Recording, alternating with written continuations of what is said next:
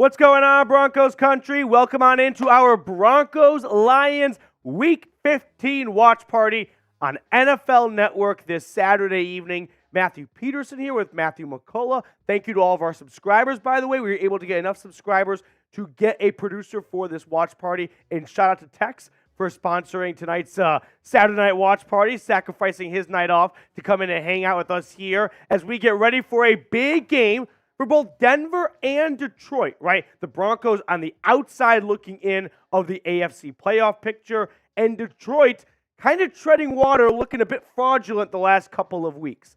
But who you got in this game? I want to know right now, Denver or Detroit? Get in the comment section, chime in for me, Broncos or Lions. I'm going to give shout-outs to everyone.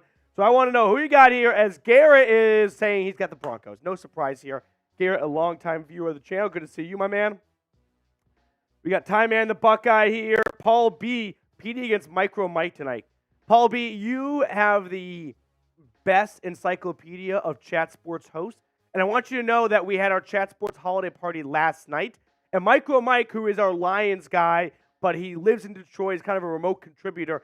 He came down for the holiday party. We had a blast getting to know Micro Mike. He's a terrific human being. It was so great to talk to him. But I let him know right before he got on the plane to leave, I think the Broncos might take down his Lions tonight. Let's see. Broncos fan going with Denver. I got James. Lions are going to lose by 14. Andre's got the Broncos. Kobrack's got the Broncos. I got Phil saying Broncos 27-16. Ty Man the Buckeye. It was a wild night, dude. It was a wild holiday party last night. Adam Schmidt. Is this the Adam Schmidt? Is this Skull Adam? I mean, the name Adam Schmidt carries some weight in chat sports. I'll tell you that much. I've heard a lot of stories and legends about Skull Adam. Sauce to Boss, 28-21 Broncos. Thank you, Tex. We were out late last night, and the voice is just not, the pipes aren't quite there. They're not bad, but I hope that I can maintain through all four quarters tonight. Keep getting the comment section going with who you got right now. Denver or Detroit. Some good injury news. PJ Locke is active tonight. That's a big sigh of relief for Sean Payton and Vance Joseph, because I have seen DeLayer and Turner Yell start at safety. And it's no coincidence that his start against the Miami Dolphins resulted in 70 points. It's not all on him, but I'm glad PJ Locke is active tonight. All right, one moment. There we go. That made some really bad radio text. Now, before we get into the rest of our pregame show, I do want to highlight our terrific sponsor for today, which is Game Time. So, whether you're going to catch a Broncos game, an Avs game, a Nuggets game, or any other sporting event in your area, Game Time is the place to visit first, because you don't have to worry about when you're going to try to buy tickets to your next big event. Game Time is the fast and easy way to buy tickets for all the sports, music, comedy, and theater events near you. They're obsessed with finding ways to help you save money on tickets. Game Time has deals on tickets right up to the start of the event, and even an hour after it starts. It's the place to find last-minute seats. Download the Game Time app, create an account, and use the code BroncosChat for $20 off your first purchase. Now, I know Denver plays on Christmas Eve at home, so if someone is still looking for a last-minute gift and maybe you have some making up to do, this is an ultimate, get-out-of-jail-free card. Take your favorite person, take a loved one, take a family member, take a friend to a Broncos-Patriots Christmas Eve game and use Game Time to get $20 off when you use the code BroncosChat. Download Game Time today. Last-minute tickets, lowest price guaranteed. So, shout out to Game Time once again for supporting the channel. Now, we have a big matchup here, right? 7-6, Denver right now in an interesting spot because the Steelers and the Colts just faced off, a pair of 7-6 ball clubs. So one team was going to kind of jump up in the AFC wildcard rankings, and one was going to plummet. Right now, the Steelers, who have lost 3 in a row, are on the outside looking in, whereas Indianapolis jumps up to 8-6, and they've got themselves a bit of a comfortable playoff spot going into the last couple of games here of the season. Earlier, we did see the Bengals beat the Vikings. That was not ideal for other AFC wildcard contenders, right? You're trying to thin the herd a little bit here, not have more contenders join the race. And right now, the Bengals at 8-6, they are very much in the race. Now, predict the score for me, though. Broncos versus Lions. Let's get some score predictions going in the chat here. I want to know what your score prediction is, as we have over 150 people tuned in at the moment. 36 likes. It's a bad ratio. It's a bad ratio. In fact, we're actually trying to set a new likes record here on the channel. The number to beat is 942. Now, we're a ways away from that, no doubt about it. And we can circle back to this in the fourth quarter potentially. But if we do beat that likes record, you're going to see a signature patent Matthew Peterson handstand. I remember back in the preseason watch party, someone's like, if I send $100 in super chats, what will you do? I was like, that's not going to happen, but I'll do a handstand and a backflip if it does happen. I tried the backflip, nearly broke my neck, so we decided no backflip. The bunk beds were a terrible idea. Why would you do them, Dad? But we did greenlight the handstand. So I'll give you my best handstand, which I know might not seem very entertaining, but for this physique, it's a little bit more entertaining than you might think. All right, so that's what we got on tap for today's show. Super chat menu. First time super chatters, I give you my best Broncos country. Let's ride. $5 super chat. We've got an incredible giveaway package today. So an anonymous viewer of the channel asked to sponsor the giveaway raffle item. And so what they did was they supported and sponsored a signed Patrick Surtain jersey.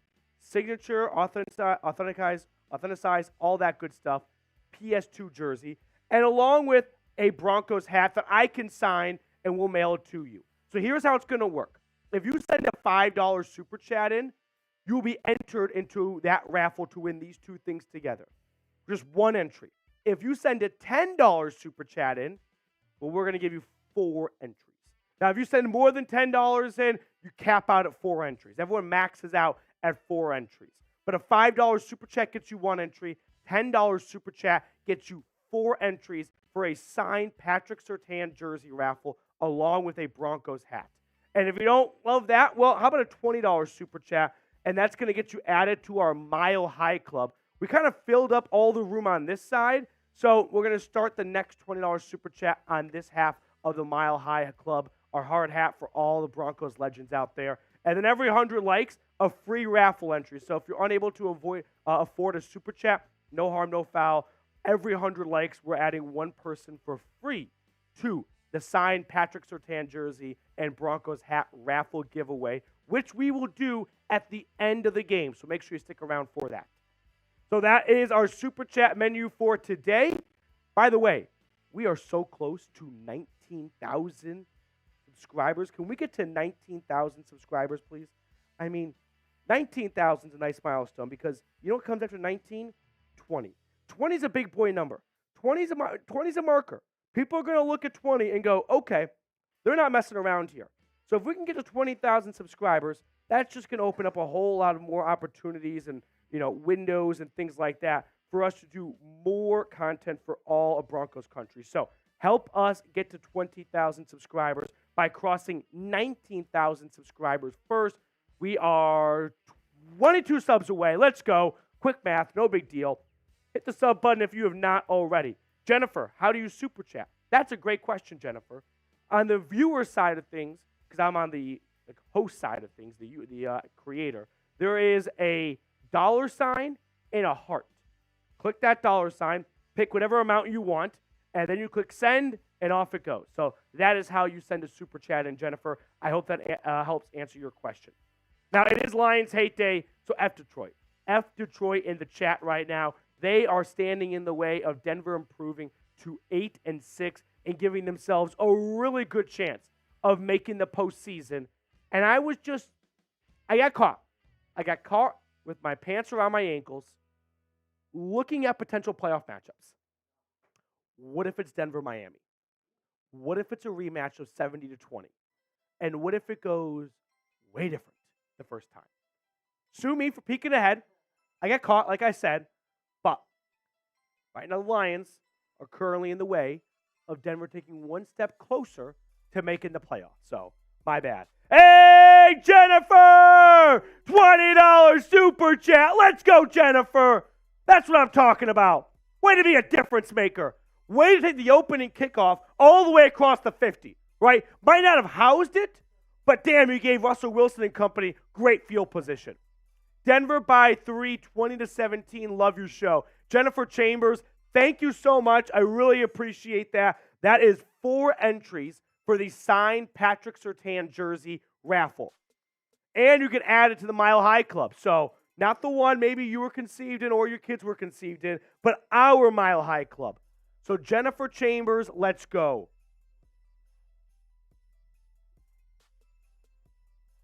Jennifer. I'm always so bad at spacing. Like big ass C, big ass H. Oh no, I'm running out of room for Chambers. But Jennifer Chambers joins the Mile High Club and the first edition on the north side of the helmet, we'll call it. South side was filled. Get the freaking sticker off. All right, there we go. Jennifer Chambers, appreciate you and your support of the channel. Thank you so much. In all sincerity, I really appreciate all of our longtime viewers. Added to our Mile High Club right there, Jennifer Chambers, for a $20 super chat. Thank you so much, Jennifer. Go Broncos, and hopefully we can celebrate a win tonight. All right, here we go. We are getting closer and closer to kickoff. Let's get some good vibes going here, right? Let's just talk a little Broncos football. If you want Denver to win, type DEN in the chat right now. I just want to see this chat get overloaded with DEN. Because as I talk about this game, I want some good vibes going in the chat. So lend me your ear for the next minute or two, because this defense, it's something that we could never have envisioned to start the year. And I think a huge reason why is a credit to Sean Payton for pulling the trigger on major personnel moves, right? Like less than 18 months prior, Denver signs Randy Gregory, 5-year, $70 million contract. It takes stones, just his second year in Denver, to go, you're done, right? It takes stones to man up and go, I know we signed Frank Clark in July, didn't need him, or June, we're done. Move on from those 2 players right there. Get Cooper and Benito going. Get Baron Browning back. Like, you make personnel decisions like that, and there can be major consequences if they don't go well. But Sean Payton, credit to him, he pulled the trigger on him, and they have worked out, right? Rearranged his secondary a little bit. Damari Mathis getting cooked and burned every single play. You're done. Let's get that former UDFA. What's his name? Number 29? Jaquan McMillan? I don't even know what his name is. Get him out in the field. Well, now he's a household name in the greater Denver area. So it's stuff like that. Those are not easy decisions to make as a head coach. But they're ones that have to be made, and a good head coach makes them. And they might not be popular in the moment, but ultimately, that's why you're a coach. That's why you're a leader, knowing what's best for the team long term. Super chat coming in. Let's go. We'll get this next super chat on in a moment here, as I don't give a buck. Watching from Japan, let's ride. Konnichiwa. I spent 5 years living in Tokyo, so appreciate you tuning in from the Far East. It is 6 p.m. Mountain Time here right now. I mean, in Tokyo or anywhere in Japan, that's got to be 6 p.m., 3 a.m. or 7 or 10 a.m. I don't know. I'm in that area. But hey, nevertheless, thank you so much for tuning in. It's either really early or it's like an okay hour, I guess. So whatever it is, appreciate you tuning in, man. Always good to see you in the chat. Go Broncos, dude. Kauai AF, next one up. Josh and I are some of the only people who haven't left the department we work in. A win for the Broncos would be great for us. I'm not quite sure what department Kauai AF and Josh work in, but hey, if it's with like Extron or something, credit to you. I'm just kidding. But hey, Kauai AF, I always appreciate you being a longtime viewer and supporter of the channel. And Josh, you got an incredible helmet collection.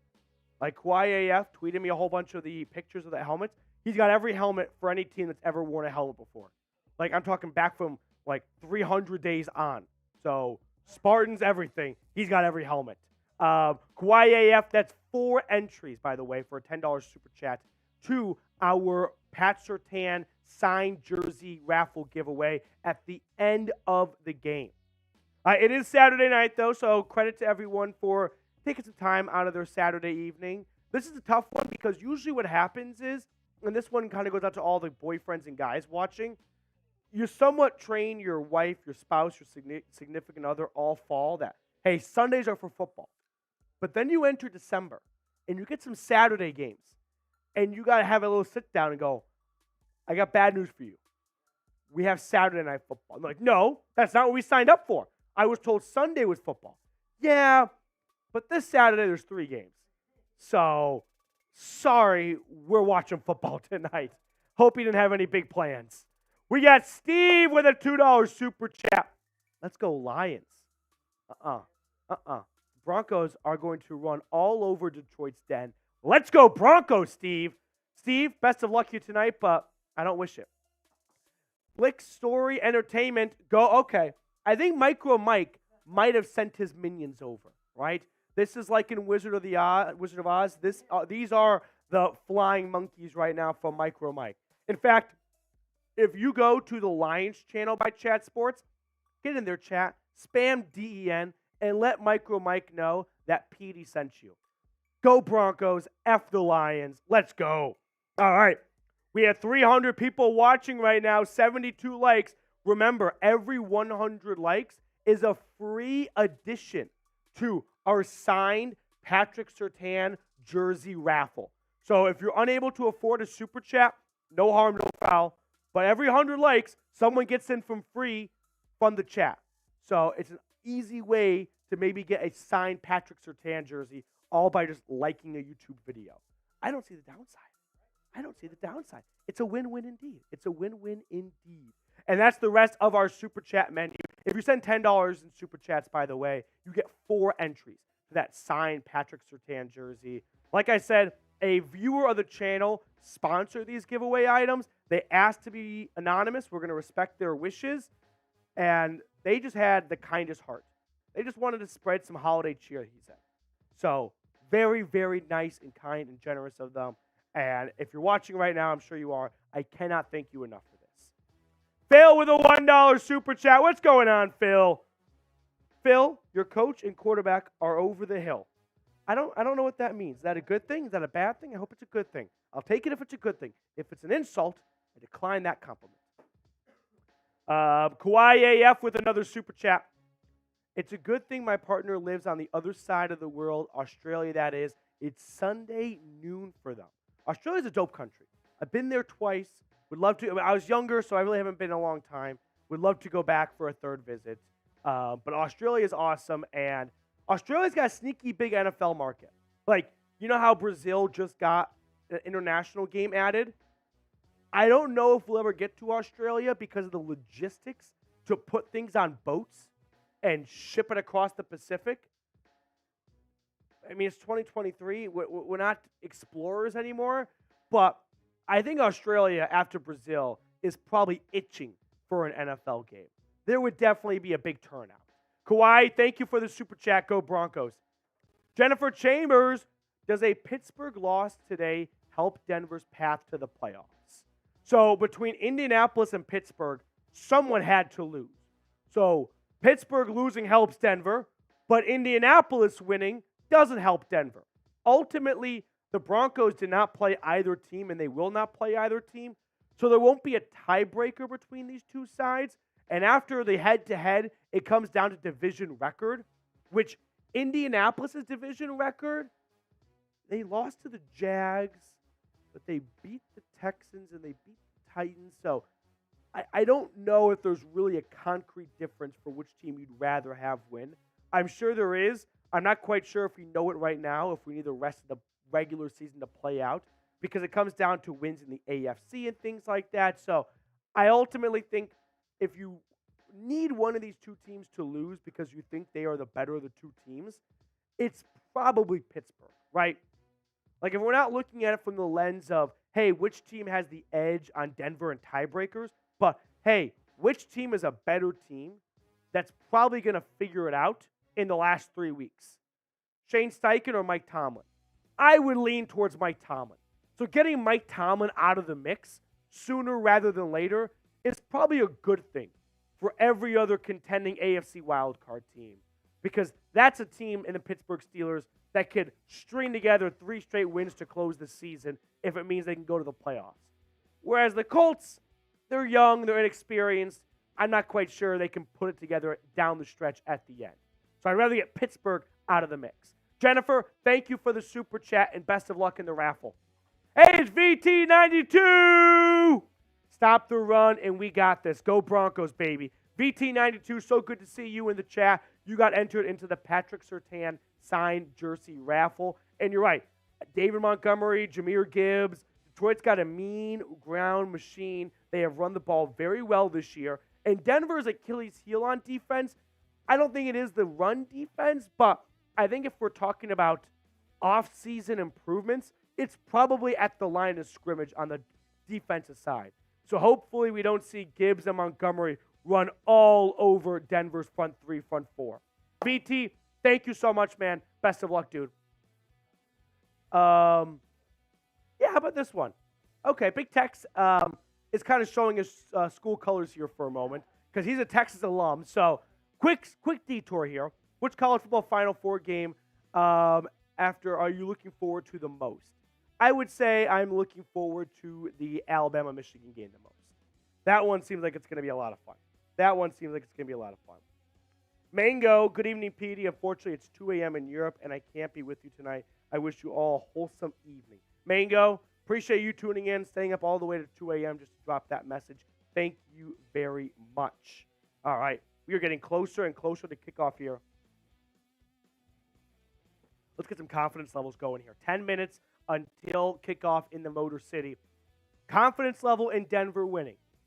Let me know, scale it 1 to 10. While you're doing that, we'll tell everyone about Prize Picks next. But confidence level, I'm at a 4.9. I'm actually just shy of the 50-yard line because on the road against a good Lions team, I'm not saying a great Lions team. I'm not saying an unbeatable Lions team. I'm saying a good Lions team. And that's a compliment to them because that has good and Lions have not been together in a sentence in a long time in Michigan. But I think Detroit at home is going to be a tough test. Like, that's a little bit of Captain Obvious here. But I also like to think when you get towards this stretch of the year, there's a little bit of a throw out the stats. Like, I don't care about what Detroit's pass defense has done the last 2 weeks, right? It's, hey, which locker room wants it more? Because the playoffs are in sight. So which locker room and which head coaching staff and what leadership is going to get their side ready? I think Sean Payton might have the edge in that factor. All right, before we get on to the rest of our pregame tailgate, I do want to tell everyone about our terrific sponsor for today's watch party, which is Prize Picks. Now, there can be some stinkers of primetime matchups, but with Prize Picks, you can stay locked in on all the games. Here's how Prize Picks works. You select more or less on 2 to 6 player stat projections. The more selections you make, the greater potential winnings. So for Sunday, I made 3 selections. Joe Flacco, the more on his passing. Now there's demons and goblins for the holiday season. Goblins, well, they lower the projected stats for not as great as potential winnings, whereas demons make it a little bit more difficult, but way better potential winnings. So I did the more on Joe Flacco at 199.5 passing yards. He's been really good with Cleveland to start his last 2 weeks. Desmond Ridder for the Falcons, I took the more. He set a new career high in passing yards last week, well over 300. It's only 224.5 against the worst team in football. I like the more. And then I like the more on Amari Cooper's receiving yards. I figured if Flacco's going to air it out, how about Cooper hauls in 90 or so yards? So if you like my selections for Sunday, feel free to ride with me. Go to prizepicks.com/CLNS. And when you use code CLNS, you're going to get a deposit match up to $100. Now, I put that link for everyone in the chat, in the description of today's video. So pay him a visit. That's Prize Picks. Daily fantasy sports made easy. $10 super chat coming in from Amos. Let's go, Amos. Amos, $10 super chat gets you 4 entries into the signed Patrick Surtain jersey raffle. So best of luck to you, Amos. And if anyone else wants to join this raffle, $5 Super Chat gets you 1 entry. $10 in Super Chats gets you 4 entries. Okay. Once you're all caught up on that, make sure we get the L3 ones too. Because you got all the names right there, so it'll be easy. Okay, so Amos, thank you very much. I appreciate your support. Best of luck tonight. Go Broncos, dude. We are closing in, and we're at 100 likes. Let's get some spam DENs in the chat here. Spam DEN right now, and we're going to get a free entry for that signed Patrick Surtain jersey. Every single time we reach 100 likes or 100 like milestone mark or whatever, one person gets added for free from the chat. So start spamming DEN, and I'm going to pick someone to get a free edition, a free raffle entry into that Patrick Surtain signed jersey giveaway. We'll give everyone like a couple seconds here to warm up their fingers. In 5 seconds or so, I'm going to pick someone for a DEN entry for the signed PS2 jersey. All right, here we go. Start spamming DEN, picking someone in 5, 4, 3, 2, 1. And I'm going with David Oliver. David Oliver was the name at the bottom. David Oliver with a free entry for the signed PS2 jersey and a Broncos hat as well. A great bundle. Okay, so David Oliver, congratulations. If you didn't win that time, don't worry. We're going to do a free entry every time we add another 100 likes. So we are 91 likes away from another free entry. It's just a good reminder to like the video if you have not already. David, congratulations, dude. Best of luck. All right, here we go. Getting ready for kickoff. Who you got? Who you got? One last pulse check before we jump into battle. Broncos Lions. The game plan offensively, throw it to Courtland Sutton, right? Russell Wilson, I think, is entering an area that he has a lot of expertise and a lot of familiarity with, and that is playoff football. This is not win or go home. This is not a win and you're in Week 18 situation. But as the pressure starts ramping up here in the last month of the season, these are spots that veteran players thrive in, right? A spot where Russell Wilson has been in several times throughout his career. Knows how to handle the jitters. Knows how to handle the emotions. Jared Goff has gone to the Super Bowl himself. So this is not foreign territory for him either. But I'm probably going to lean towards Russell Wilson in these big moments here over Jared Goff. So here we go. Who you got?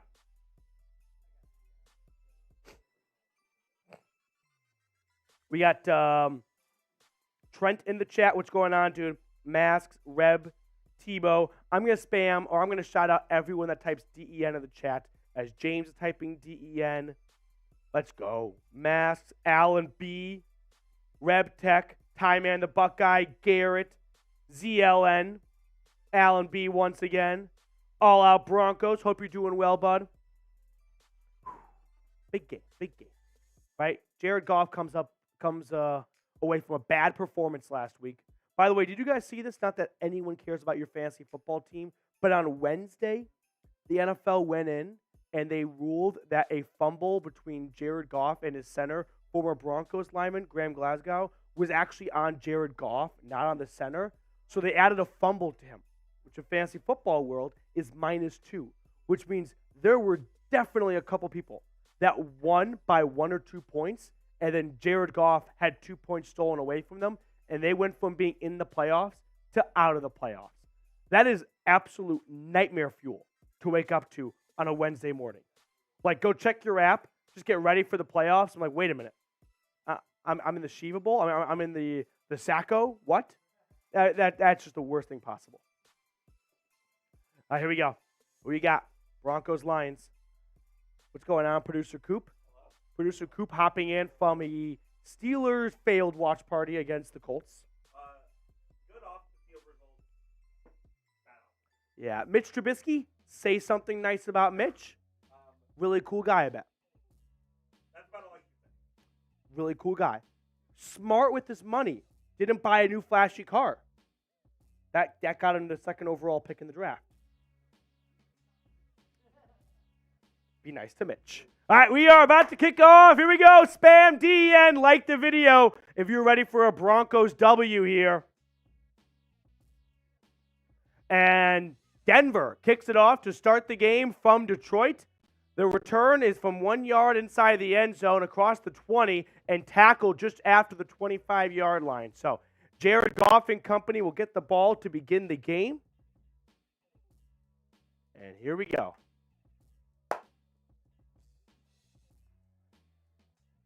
And we got to 19,000 subscribers. Let's go. 19,000 subscribers. I appreciate all the new members of the Broncos Breakdown. No one, don't fucking unsub. Don't be the guy who thinks they're so funny. I want an insurance run. All right, 1st and 10 for Detroit at their own 25. Jared Goff surveying, rolling to his right, looking, no one's open, and he throws it out of bounds. Great coverage downfield by the Broncos. Jared Goff had all day, and no one got open. That brings up 2nd and 10. Incomplete. Can we get to 20K? We pick up 1,000 subs like on the dot pretty much. That's the goal, to get to 20,000. 2nd and 10 for Jared Goff and the Lions. Snap to Goff. Throw to his left, and that is caught for a first down. That is Amon-Ra St. Brown staying in bounds, getting across the 45. Sloppy tackling by Denver, and what could have been a 10-yard gain turns into a 25-yard gain.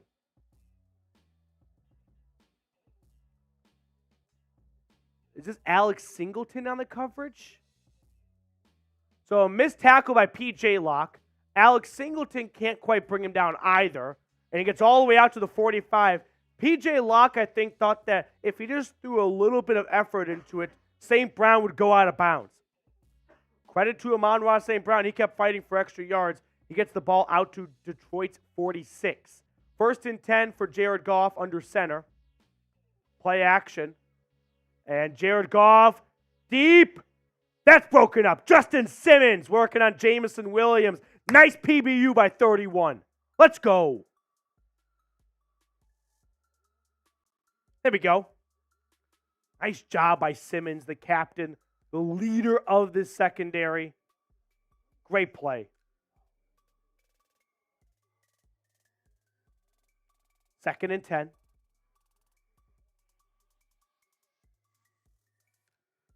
Goff in shotgun. Takes the snap. Drops back. Dumps it off. David Montgomery catches it. And he is tackled after a 5-yard gain. 3rd and 5 coming up.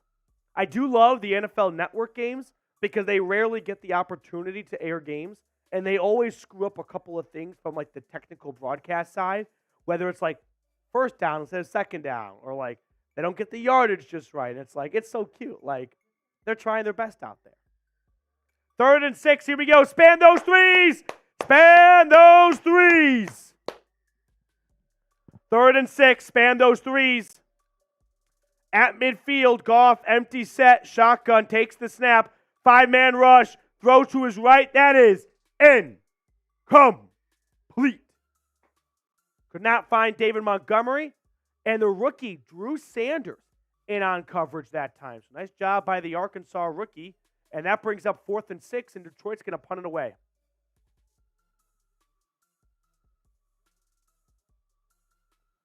Let's go. Get those 4s. How do I enter the raffle for the Surtain jersey? $5 Super Chat gets you 1 raffle entry. $10 Super Chat gets you 4 raffle entries.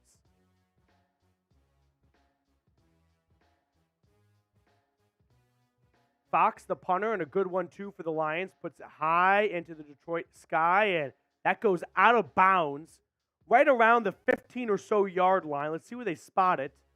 And at the 15. So it'll be 1st and 10 for Russell Wilson at their own 15-yard line after the defense forces a punt on the first drive for the Lions. Here we go. What's going to happen on this drive? Touchdown, field goal, turnover, or punt? Get those predictions in. I'm feeling a field goal. I'm feeling a little bit of a, hey, we're going to come into your house, we're going to punch you in the mouth, and this Lions crowd's going to be a little quiet after the first quarter. Give me a nice field goal. Give me a nice Will Lutz 47-yard field goal. Call my shot right now. Hey, first time super chatter coming in from Broncos fan 1675, Broncos country. Let's ride. Broncos country. Let's ride. Love this channel, Broncos country. Let's ride. I love it, dude. I love it. Thank you so much for the support. That is one entry into our Pat Surtain signed jersey. Once again, a viewer of the channel reached out to me and said, hey, I love what you're doing. I want to sponsor a raffle giveaway. And I was blown away by this. And they picked out the thing and all of it. And then they said, I also want to remain anonymous. I just want to spread some holiday cheer. So it was really heartwarming stuff. It was awesome to see a member of this fan base have such a big and giving heart like that. So we'll respect their wishes to be anonymous, but thank you so much. You know who you are. $5 super chat gets you one entry. $10 gets you 4 entries. Here's the rest of our super chat menu, by the way. If we get every 100 likes, is a free entry for someone in the chat. So if you cannot afford a super chat, hey, don't worry about it. Every 100 likes, we're going to add someone from free in the chat. We are 52 likes away from a free entry. So this is a reminder. Like the video, and you could get a free entry for a signed Patrick Surtain jersey. We got a $10 super chat coming in from X-Dudes Limey. We'll get that on screen next. Trent wearing your lucky Broncos jersey. I love it, dude. But who? Okay, what's the jersey, though? What's the jersey? Let's go Broncos. X-Dudes Limey. Let's go Broncos, dude. 4 entries. Best of luck to you, man. Appreciate the super chat. Broncos country. Let's ride. Broncos country. Let's ride. All right, here we go. Getting ready for action. 166 likes. We are less than 40 likes away from 200 likes. Hit the thumbs up button if you have not already. Trent's wearing a Von Miller jersey. If you're wearing a jersey, I want to know what jersey right now in the chat. I am a self-appointed jersey czar. I love a good jersey. I'll never be too old to wear a jersey. 1st and 10. Snap to Russ. Play action. Throw over the middle. That's caught Jerry Jeudy. Jeudy across the 50. Jeudy tackled all the way to the Lions' 30-yard line. Now there is a flag. There is a flag, but a big play on 1st and 10 for Denver. But they're walking back. Ineligible man downfield, it looks like. Oh, come on. Who screwed this up? No. Picked up the flag. Picked up the flag. Let's go. Let's watch. Was someone a little bit downfield? You can't go more than 2 yards downfield. Now, maybe we're seeing the NFL react to the whole Kadarius Toney thing of, hey, if he's 2.1 yards, we're not going to wipe away a big play for a tiny infraction. I don't know. But I do know it's 1st and 10 Denver at the Lions 31. Russ under center. Handoff. Marvin Mims on the end around. Mims, first down run. Gain of 12 for the rookie. And Denver is inside the red zone.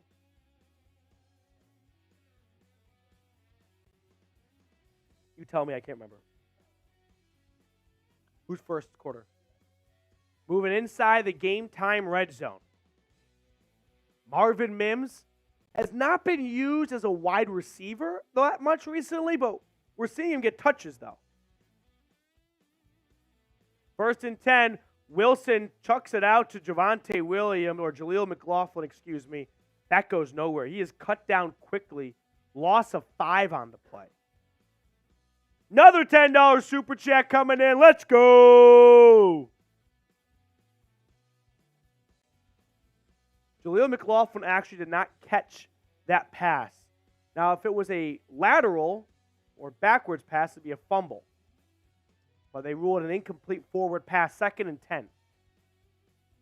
Ed Avery with the hippo emoji. Ed, thank you so much. Best of luck in the raffle, dude. Russell Wilson on 2nd and 10. Oh, God, he tries to pitch it forward. It's sack, fumble, recovered by the Lions. The return's out across the Broncos 40. Miners tackles the return man, but not after a 25-yard return. Did Russell Wilson get this ball away for an incomplete pass, or is this just a sack fumble? Is this a fumble or an incomplete pass? This is a fumble. It's a fumble. Yep. I thought he might have like shoveled it forward for a moment. Nope. Just punched out of his hand, for fumble. And the Lions have a takeaway.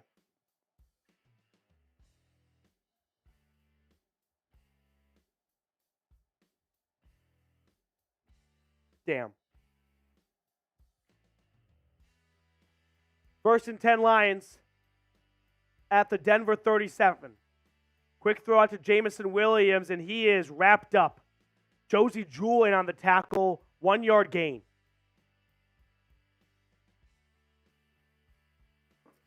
Damn. All right, Denver's defense being called on here. Usually the roles are reversed, right? It's been Denver's defense getting all the takeaways and the offense walking on the field in a great position. Now Denver's defense find themselves a little bit backed up. Snap to Goff on 2nd and 9. It's a run up the middle, and Montgomery picks up 4 yards. That'll bring up 3rd down. Jonathan Harris in on the stop.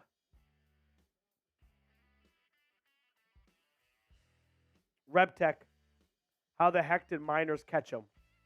That's a great question. Quinn Miners had some wheels on. Look at Belly go. 3rd and 5. Jared Goff in shotgun. Takes the snap. Pressured. And he's sacked! Down he goes! Let's go! DJ Jones right up the middle. Gets his first sack of the year, I believe. And that'll bring up 4th down, and Detroit will either have a long field goal or a punt. Sacked at about the 41-yard line. Nice job by the big fella, 93.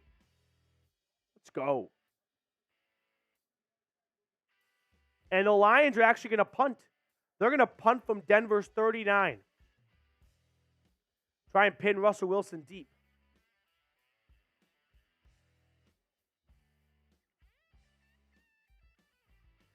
So the Lions come on the field twice offensively and punted both times. And Fox's punt is a touchback. Bounced at the 1-yard line for a moment, but then went into the end zone for a harmless touchback. So Russell Wilson and company will retake the field just a few plays later, actually, after Russ connected with Judy for a big play on 1st down, but ultimately fumbled it just 2 or 3 plays later.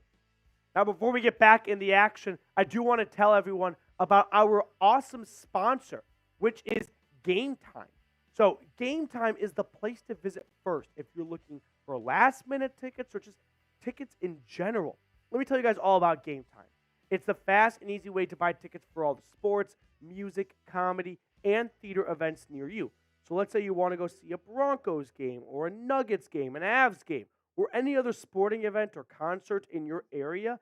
Game Time is the place that gives you complete peace of mind with your purchase. Buy tickets in seconds with 2 taps. It's the place to find last-minute seats as well.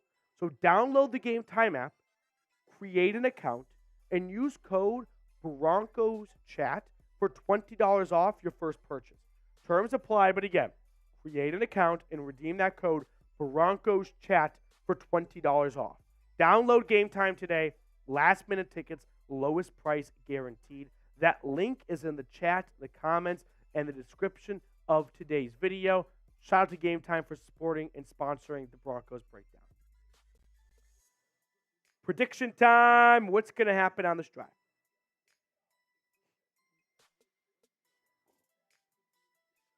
Ty Man, it's a little early to say, but no, I would not say so.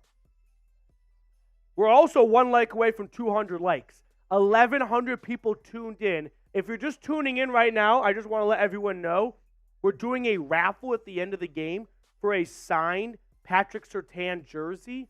You can enter that raffle with a $5 super chat, or if you send in a $10 super chat, you get 4 raffle tickets. So, signed Patrick Surtain jersey along with a Broncos hat at the end of the game.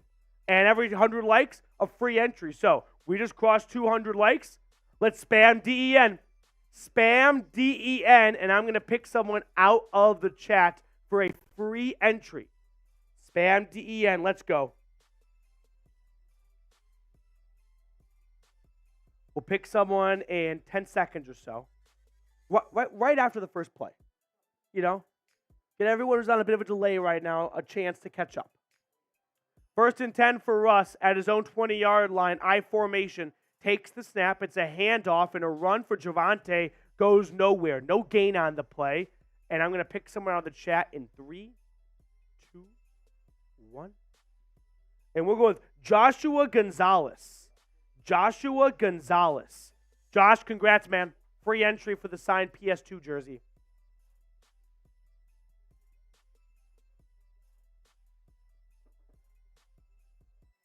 Here we go. 2nd and 10 for Denver. Wilson in shotgun. Takes the snap, drops back, throws down the right sideline, and that is nearly picked off. Russ was hit as he threw this ball that ended up just being a duck that kept flying, hung up there forever, and nearly intercepted. Aiden Hutchinson applying the pressure. Looking for Marvin Mims on the play.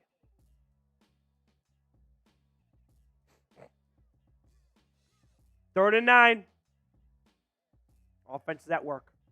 Snap to Wilson. Wilson climbing the pocket. Wilson looking.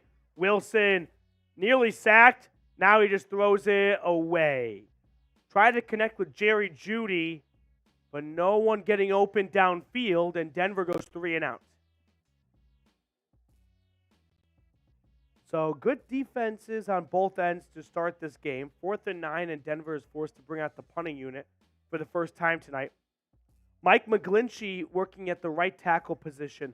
That means he'll be with Aiden Hutchinson for most of the night. And McGlinchey this year has been, let's call it, underwhelming. And that's probably putting it lightly. Hopefully he can earn some of his big paycheck against Hutchinson. The punt return starts at the 27 and tackled on the spot right there.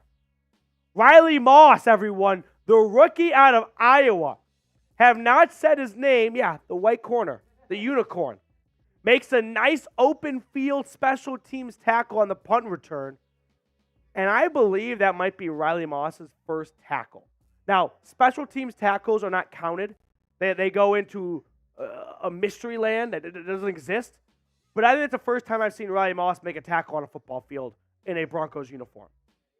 Ed Avery with another $10 super chat. And I do want to let you know that you max out at 4 raffle ticket entries. So we got you at 4 right now. But after that, everyone maxes out at 4 raffle ticket entries.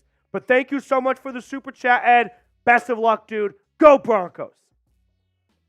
Love it. Yeah, let's check out the sub count here. Oh, here we go. Now, selfishly, I'm trying to get it to 20,000 subscribers. A couple reasons. 20K is a cool number.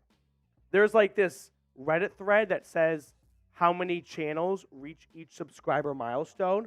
And I've been kind of following it leading up to 20K because 20K is a very small number. Now, there's a lot of work that goes into this channel. It's not just yours truly. We have producer Tex on a Saturday night going, you know what, Petey? I'll come in. I'll do a watch party with you. So for me, for Tex, for everyone here at Chat Sports, help us reach 20,000 subscribers. It's a big milestone to accomplish, and it gets me way more opportunities to do more Broncos content here on the channel. So we have a ways to go. I know that. But I also know, because YouTube analytics are pretty cool, that a lot of you watching right now are not subscribed. So please consider subscribing for absolutely nothing. All right, here we go.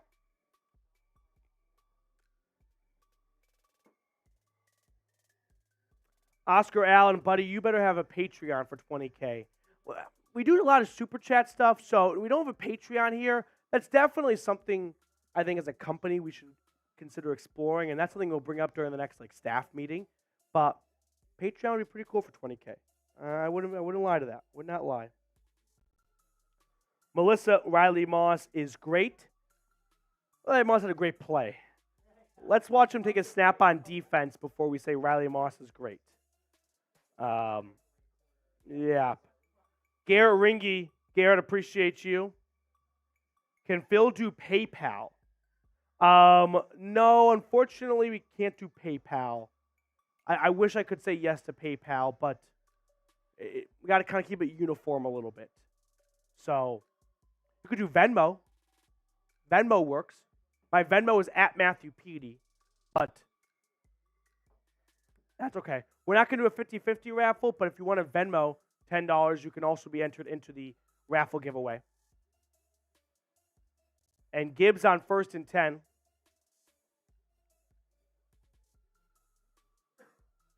Some NFL news. Jamar Chase has a separated shoulder for the Bengals. I don't know when he could return, but I wonder if the Bengals go, we're not going to risk your shoulder in a season that's definitely not going anywhere without Joe Burrow here. 2nd and 2 coming up here for Detroit. Snap to Goff, handoff to Gibbs. 1st down rush, and Jahmyr Gibbs is wrestled down at his own 45.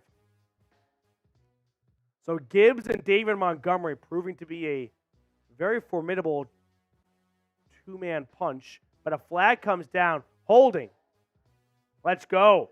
Holding on the offense wipes away a 1st down run from the rookie, and that's on a familiar face. When he said on number 60, I was like, what are the chances that's Graham Glasgow? Oh, it is Graham Glasgow. Let's go. Oh, we got a Venmo.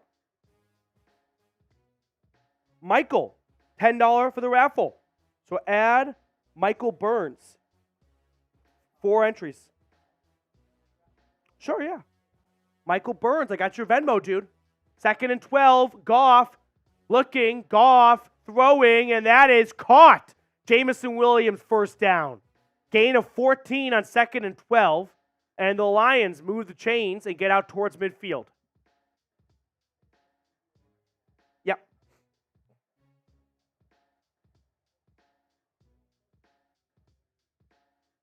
From Michael Burns. So if you want, you could also Venmo to enter the raffle. Venmo's honestly like a little bit better because YouTube takes a cut of all super chats, but Venmo goes right to chat sports. Play action here. Jared Goff throwing to his left, and that is caught.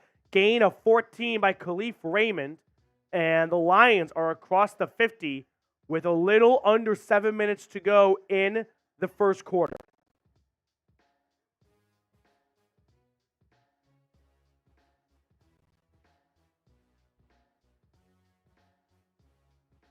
First and 10, Detroit.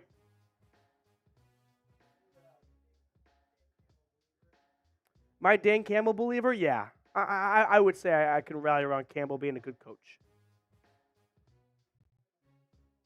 Snap to Goff, and it's a handoff, and a minimal gain on the ground for Jahmyr Gibbs, maybe 2 yards, and that'll bring us to 2nd and 8. Looked like Harris was in on the tackle for Denver. Ben Johnson being highlighted on the broadcast right now. That's the Lions OC.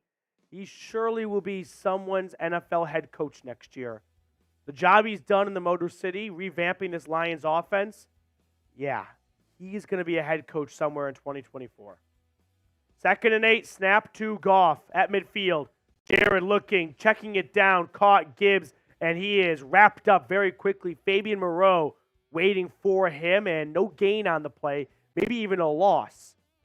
So if we go from 2nd and 8 to a loss of 1, well, that means it's 3rd down. Span those threes. Let's go. Span those threes.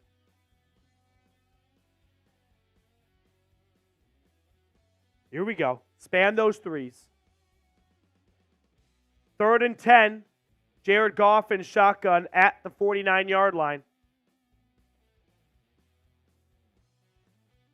Goff, play clock winding down, takes the snap, 4-man rush.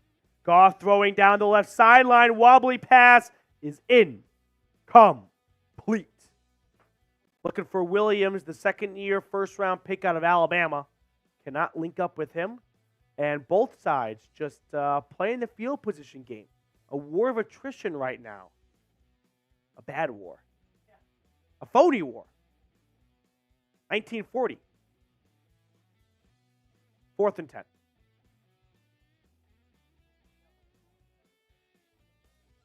They called after the invasion of Poland and the halt until the invasion of France and Belgium and Netherlands, the phony war. Because they were waiting for the Germans to attack on the Western Front, and then they didn't do anything for months. They said, oh, it's a phony war. There's no war. They were wrong, unfortunately. All right. I watched way too much. They came out with a new World War II in color. My girlfriend goes home for Christmas on Monday. It's game over. It's game over. Uh-huh. Yep. All right. 4th down, the Lions punted it, and the Denver Broncos will have 1st and 10 inside their own 20-yard line when we come back. So what's everyone drinking right now? It's a Saturday night. I kind of want to get the vibe check here. I want to get a quick pulse, right? What room am I walking into right now? Am I coming downstairs into my friend's basement in high school, and I'm like the guy at the 12-pack, and I'm like the Taco Bell legend? Or is it dead? I want to know. Just get a quick feel of the room. What are you drinking right now? Okay. Rev is having a Miller Lite. We got some Jungle Juice. Someone's at a frat party. Ty Man's having root beer. Love me some root beer. Pepsi coming in from Lency. Raymond, how do I get a jersey? $5 super chat or a $10 super chat. The bigger the super chat, the more raffle ticket entries. Mountain Dew from Trent. Phil's having clear water. I'm also having some nice water right now. We had a holiday party last night.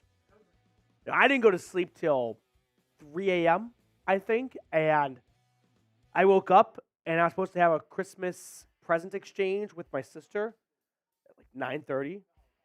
When I woke up at 9:30, that didn't happen on time. I had to delay that bad boy. That's my bad. And then I showed up, and I'm the guy I probably bat 500 when it comes to wrapping presents. A lot of the time, I'm like, listen, you're getting something. You should kind of be happy about that to begin with. So, I'm not the best. But I am a good gift giver. I like to think I am a good gift giver. Yes, I love my letters. Peanut butter whiskey. So, we did a white elephant at our office Christmas party last night, and I got whiskey. It was a very nice gift. I'm soft. I can't do whiskey. I wish, but I do not have that bone in my body that lets me just put some whiskey or bourbon on rocks and sip on it. Can't do it. Can't do it. Kool-Aid, Corona, Fanta. Last time I was here like 2 years ago, you were smashing the beer bong. Would have been last year. And listen, maybe we'll do a beer bong for Christmas Eve next week. But right now, this temple of a body is in recovery mode here. So no beer tonight. 1st and 10, snap to Russ. It's a handoff up the gut to Javonte Williams. Gain of 2.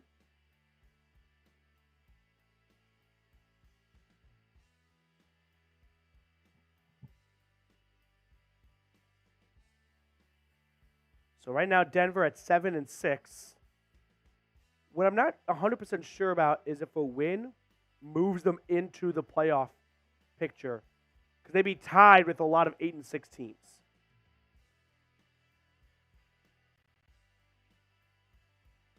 Second and 8.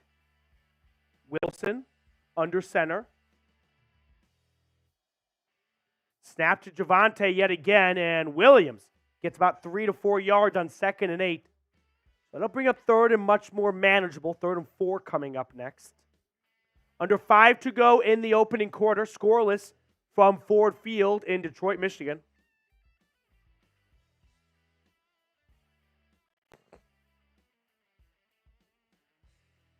Third and 5. Trent, I had to get a gift for my bully classmate. I got a great gift idea if that's the case. 3rd and 5. Wilson in shotgun. Takes the snap. Flag down. Wilson throwing, and this play has been whistled dead. I think I saw pre-snap movement. This is going to be a false start, I believe, on Denver. They let this play go for a little bit longer than usual, though. False start on Mike McGlinchey. Man, that's what? Penalty number maybe 9 for him. I'm just ballparking. I feel like he had 8 coming into tonight. And he left early. They usually let the tackles go early, though, because the NFL does not want the quarterback to get hit. So now it's 3rd and 9.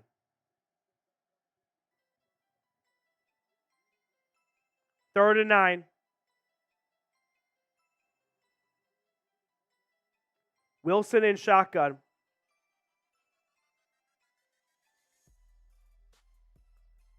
Russ takes the snap. Russ looking. And he avoids a sack for a moment. Now he throws. That is caught. Cortland Sutton. Yes. 14 hauls it in at the sideline. First down, Denver. Let's go. Type those ones. Good job by Russell Wilson extending this play. And a beautiful job by Cortland Sutton working himself back to the football.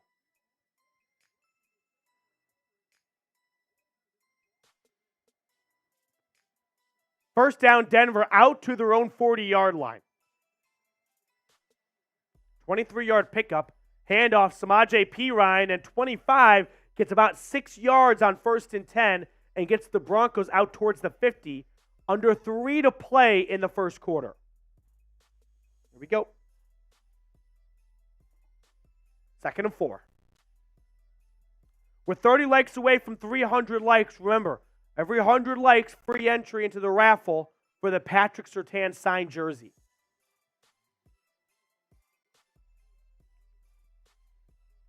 Wilson under center.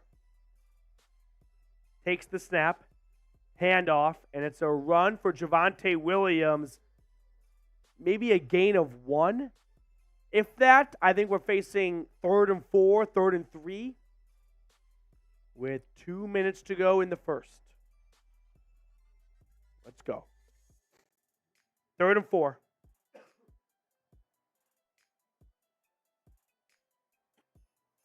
Snap to Russ. Quick throw. That is dropped or fumbled. I'm not quite sure.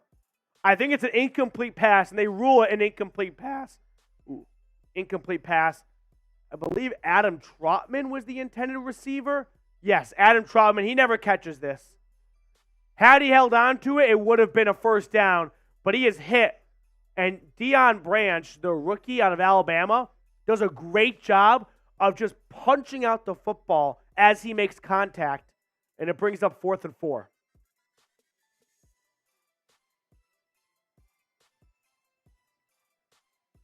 Riley Dixon on to punt. And he boots it high into the Detroit sky. The return, it's a touchback. You got to love when the return man fakes catching it, and then it just falls 20 yards behind him into the end zone for a touchback. So 1st and 10, Detroit, with 90 seconds to go in the opening quarter. Trent, I just got him an Orange Crush soda. If you ever have to get a gift for someone you don't like at all, that's your opportunity to get him like a backhanded compliment sort of gift of like, hey, here's a free gym membership. And they're going to go like, you think I need to go to the gym? You think I'm fat? Like, well, it's just free as a gift. It's a gym membership. It's very nice, right? Or you get them like a book with very low-level reading. You know what I mean? Like a soft cover, like a Goodnight Moon. Like, I think this might be maybe more your speed. And that's not going to go over well with them. Or get them like a shirt that's like intentionally a size too small. I think all my mean jokes just revolve around weight gain and illiteracy. But Trent, next time you got to get a gift for somebody you don't want to get, those are some ideas right there. All right, who you got right now? Broncos Lions. We are scoreless looking at the end of the first quarter in just a minute and a half. So, who you got? Nolan says Detroit. Garrett says Denver. Muddy Boy says Denver. Joshua Gonzalez says Denver. We're also 5 likes away from 300 likes. Who has not liked the video yet? Come on. Ty Man says Denver. Trent says Denver. Neil Patterson says Denver. Hey, if we can get through the first quarter with no score, especially on the road, more power to you. I'm not going to complain. Like, if we're complaining, it's that Denver had a great first play on offense and it resulted in a Russell Wilson strip sack fumble return for 40 yards the other direction. Like, that's a bummer. But, hey, defense responded. They nullify the opportunity, and it's a wash. Alfredo says Denver. Josh says Denver. We are at 300 likes. Okay. We're at 300 likes. So start spamming DEN.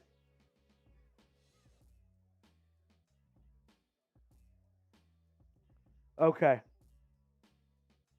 Spam DEN. Denver does not have a 6-game winning streak. I have bad news for you, but a bad result happened in Houston 2 weeks ago. All right. Free entry for the signed Patrick Surtain jersey in 3, 2, 1. And it is, oh, it went too fast. 3, 2, 1. It is Garrett Ringy. Garrett Ringy. Free entry, dude. Congratulations, Garrett. 1st and 10. It's a run for David Montgomery. Gain of 6. And that'll bring up 2nd down and 4.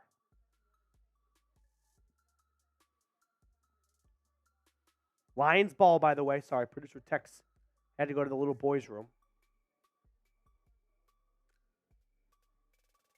2nd and 4 for the Lions at their own 26.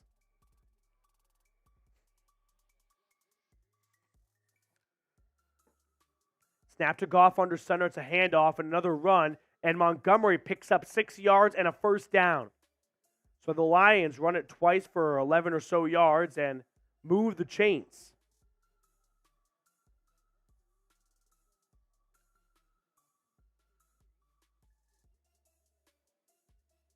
Okay.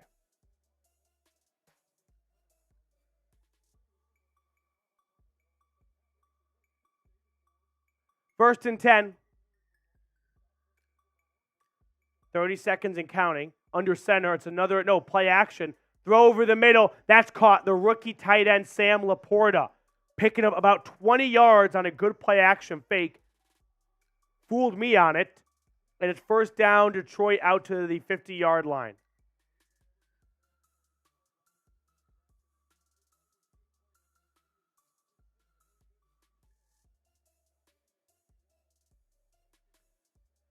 First and 10, and that's how the first quarter ends.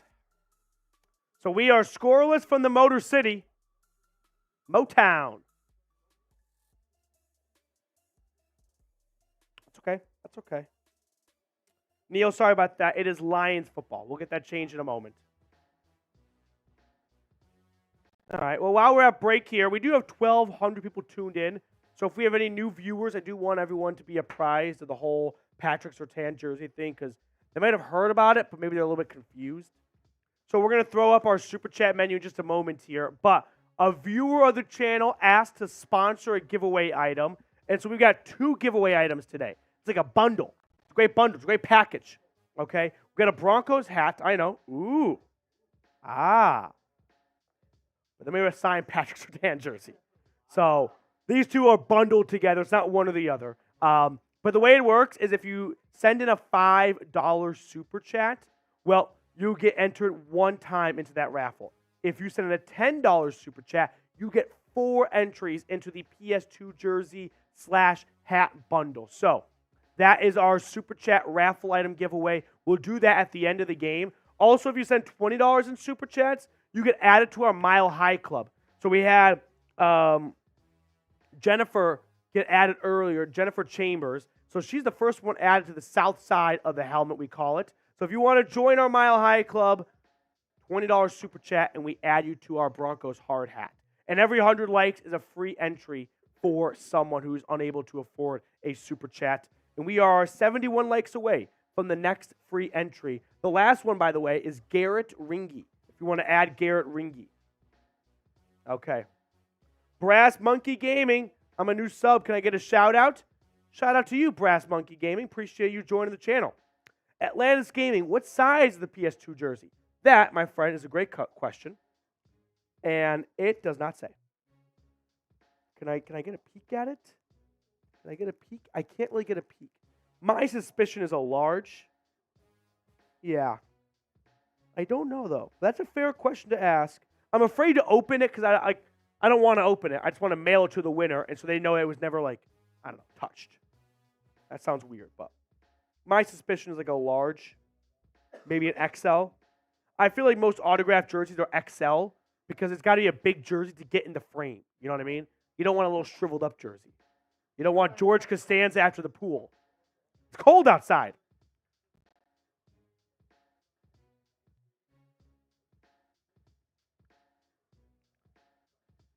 So the Lions come back on to start the second quarter with a 1st and 10 run, and Montgomery is not going anywhere. No gain on the play.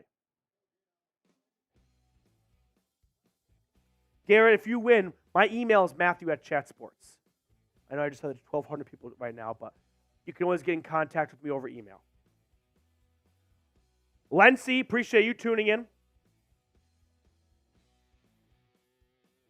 2nd and 10. Goff in shotgun, takes the snap. Goff throws to his right. That is caught. Gain of 4. Fabian Moreau right there to make the tackle, though.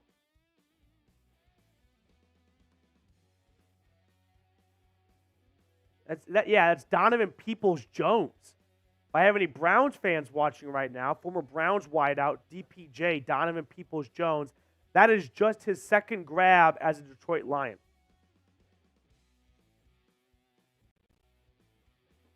Third and 6 for Goff and the Lions at the 50. Snap. Goff looking, throwing, finds his tight end for a first down. Nearly sacked him, but Sam Laporta emerges at the last moment, and he dives forward for a gain of 7 and a fresh set of downs.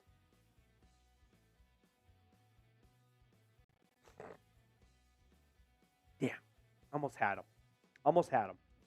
And the Lions are putting together maybe their best drive yet, as they are inside the Broncos' 40-yard line now. 1st and 10, Detroit. Play action. Goff throwing downfield. That is caught. Out to the 20. Gain of 20. And that's Jamison Williams. Moving inside. No, that's not Jamison Williams. That's number 8, not number 9.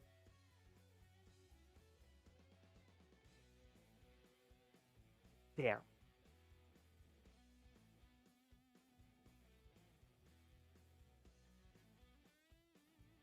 First and 10 inside the Prize Picks red zone. Snap to Goff. Roll out to his right. Wants to throw back to his left. He does. He finds his tight end, Laporta. Laporta makes one-man miss. Sam Laporta to the end zone. Touchdown. Touchdown Lions. Sam Laporta. An 18-yard throw and catch. And the rookie tight end, Sam Laporta, just stole the rookie linebacker, Drew Sanders' lunch money. 6-0 Detroit. I mean, it's a nice play design by the Lions here, right? They have Goff do a play-action sprint right, so everyone's going to the right, and then he goes against the grain. He finds Laporta, and Laporta does everything after the catch. He makes one-man miss, and he sprints his way to the corner of the end zone.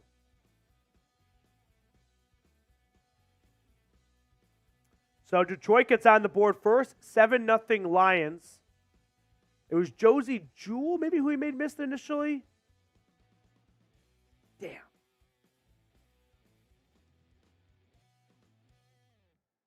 You know, them trading T.J. Hawkinson just to draft a better T.J. Hawkinson and Sam Laporta is looking like a pretty good move right now for the Lions. Gotta give him credit.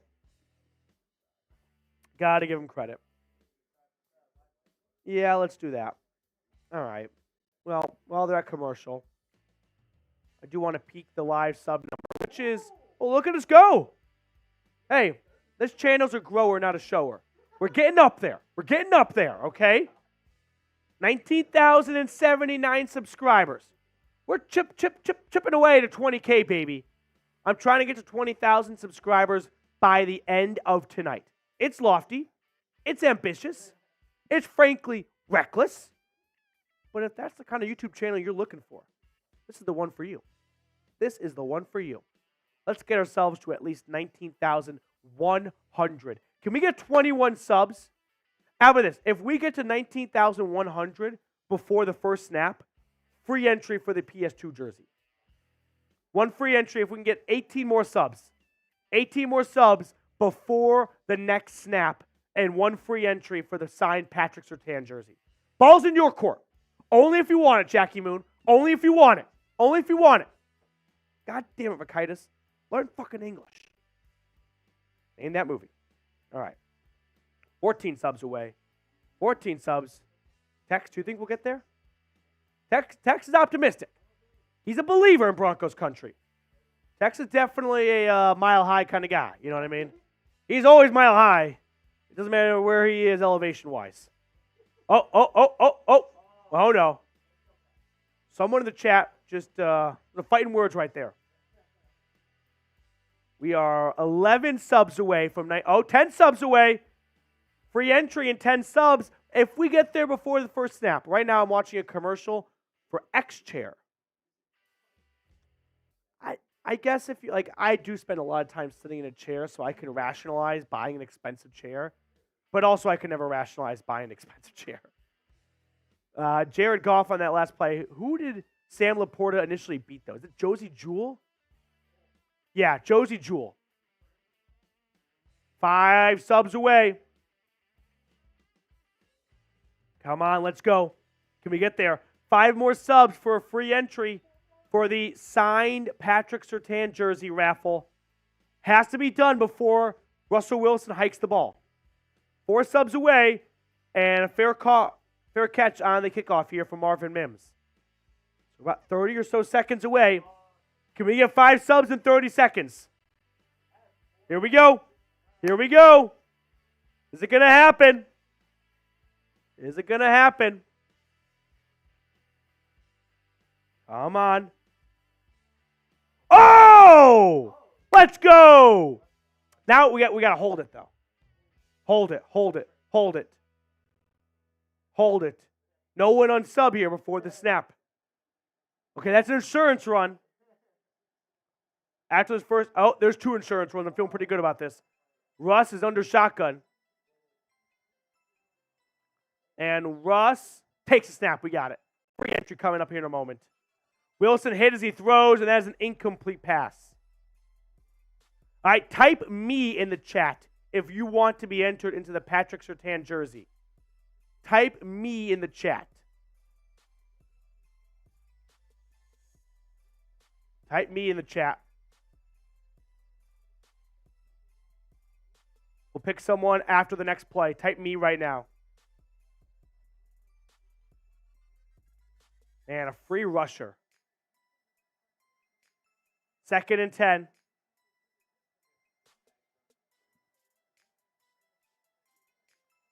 Russ in shotgun. Takes the snap. Handoff. Javonte Williams. And the Lions are ready for him. Dropped for a loss of 3 on the play. And it'll be 3rd and 13. All right. Picking someone in 3, 2, 1. And I've got Danny Boy 94. Danny Boy, I love you. Danny Boy 94.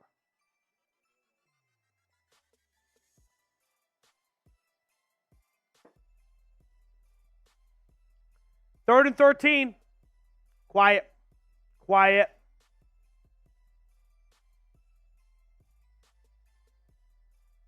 Russ in shotgun takes the snap, and he is sacked. He is sacked on 3rd and 13.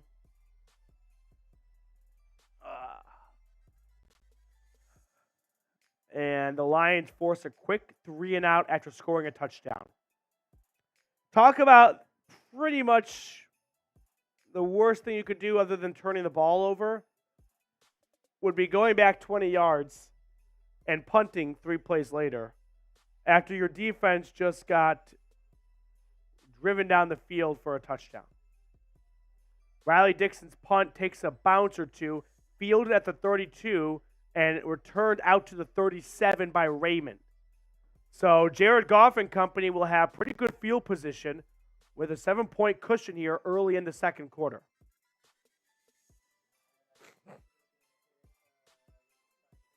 Yep. Well, still early, but I'd be lying if I said the Broncos were looking like a team that could go toe-to-toe with the Lions so far. I mean, 7-0, a lot of football left, of course, and hey, we've seen this Broncos team win in a million different ways this year. It hasn't always been the same. But right now, they got to find some sort of rhythm offensively because they're going the wrong way offensively. Right? They're going backwards. They're not even going forwards. So, a lot of work to be done. That's for sure. Now, really quickly, I do want to give a shout out to our sponsor for today's watch party, which is Prize Picks. Now, if you're like, Petey, hand up, I don't really know what Prize Picks is. You're in luck. Prize Picks is an opportunity to turn $10 into $250 by just selecting more or less on 2 to 6 player stat projections. Now, for the holiday season, they are rolling out Goblins and Demons. Goblins, well, they make it a much more favorable stat projection, like Joe Flacco at 199.5, but it also, decreases the potential payout. However, Demons like Desmond Ridder and Amari Cooper, well, a little bit more tougher to accomplish, but a much bigger payout.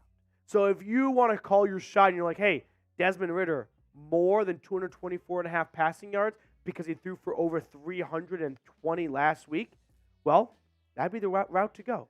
So whether or not you like those picks, ride them, fade them, just go to prizepicks.com/CLNS and use code CLNS for a first-time deposit match up to $100.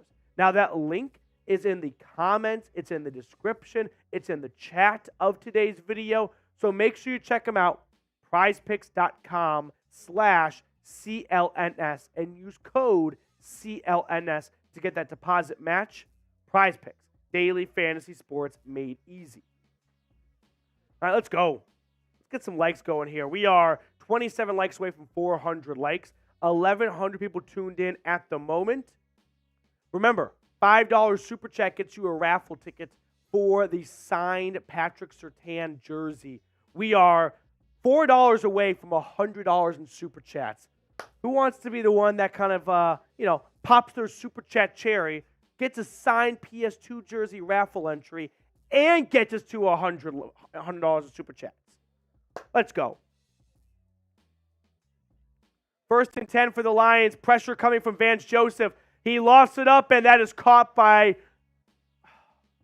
Josh Reynolds. Jared Goff saw a 5-6-man pressure blitz coming at him. So what does he do? He just lofts it up to his old teammate from L.A., Josh Reynolds, who hauls it in working on Patrick Surtain.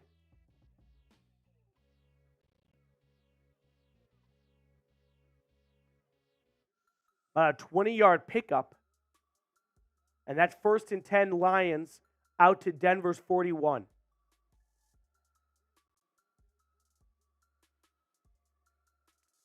Goff takes the snap. It's a handoff to the left. Gibbs running with it. Jahmyr Gibbs first down and more. Jahmyr Gibbs pushed out at the 20. Back-to-back 20-yard plays for the Lions offense. And right now it feels like Denver's defense doesn't have it and Denver's offense doesn't have it. Good running by Detroit that play.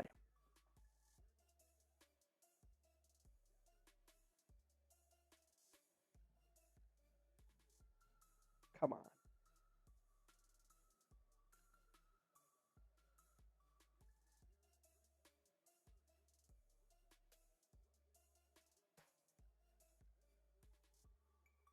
First and 10. Play action. And this play is a disaster. A couple fake handoffs and whatnot. And then it's a dump off to David Montgomery. But DJ Jones sniffed this out the whole way. He drops Montgomery for a loss of 6 yards. 2nd and 16. $5 Super Chat. Let's go.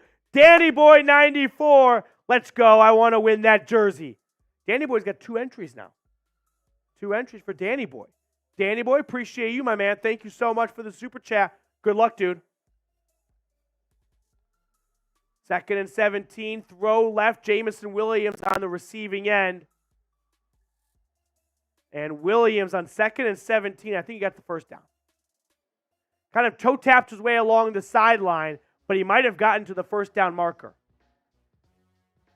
Moreau was in on coverage. Can't make the tackle. Excuse me, everyone. And that's the first down.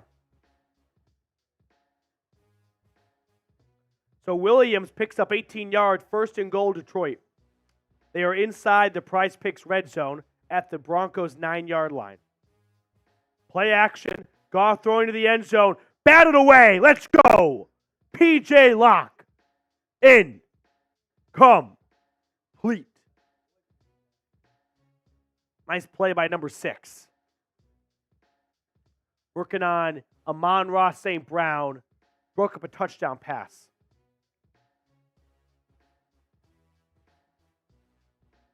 Second and goal.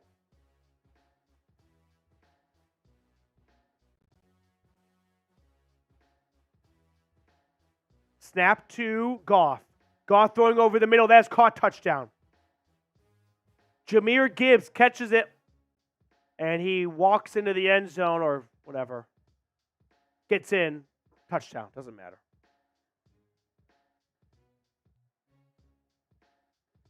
I mean, this is an option route by the running back, right? He's going to release from the backfield. And depending on how the defense lines up, he either cuts it inside or he goes to the pylon. He cuts it inside. And it's a pretty routine throw and catch for a touchdown. 13-0 Lions with 8 minutes and change. And the extra point by Patterson is good. So 14-zip Detroit. Denver in a hole right now. We have seen this team win a lot of ways, right? We saw them trail 28-7 against another NFC North team and come back and win that one on the road. But right now, they have nothing going on offense, and the defense has given up touchdowns on back-to-back drives, I believe now. Not good. Not good. Cool guy, looking grim. I would agree. Grim is probably a very fair way to assess the situation here. Come on now. Oh.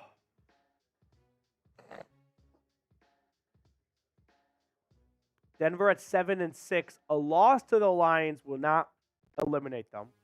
It won't even drop them to like a 1% chance, right? But it makes them have to go 3-and-out the rest of the way. I said for the longest time 9 wins should get you in. And what I just didn't account for is that is going into week 15, there would be 9, 7, or 8 win teams. Last year at this week, going into week 15, 2022, there were 5, 7, or 8 win teams. So we have doubled the wild card pool, which means 9 wins last year got you in. I think it might be 10 wins this year. So if you drop this one, which, hey, losing to an NFC team does not really, other than a loss, it doesn't impact the tiebreakers at all, really. This is a time to lose as opposed to losing to an AFC team, which would really impact some potential tiebreakers if it got to that stage. So, a lot of football left, and I know I'm being a bit doom and gloom at the moment here, but the season's not done with the loss.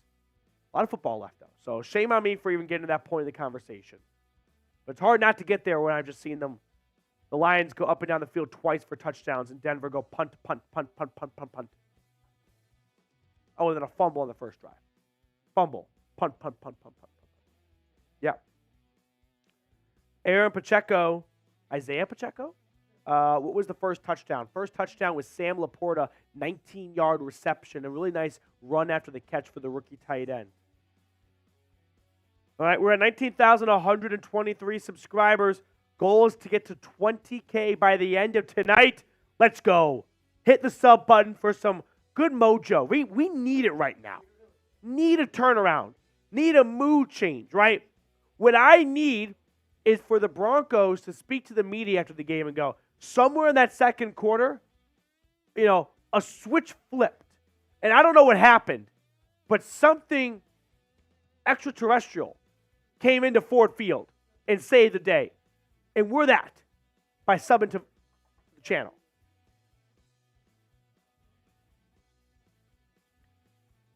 Kick return at the 1-yard line by Marvin Mims across the 20, and that's all he's going to get to. Maybe the 21, but no big return by Mims, and Denver will have 1st and 10 at their own 21-yard line for Russell Wilson and company.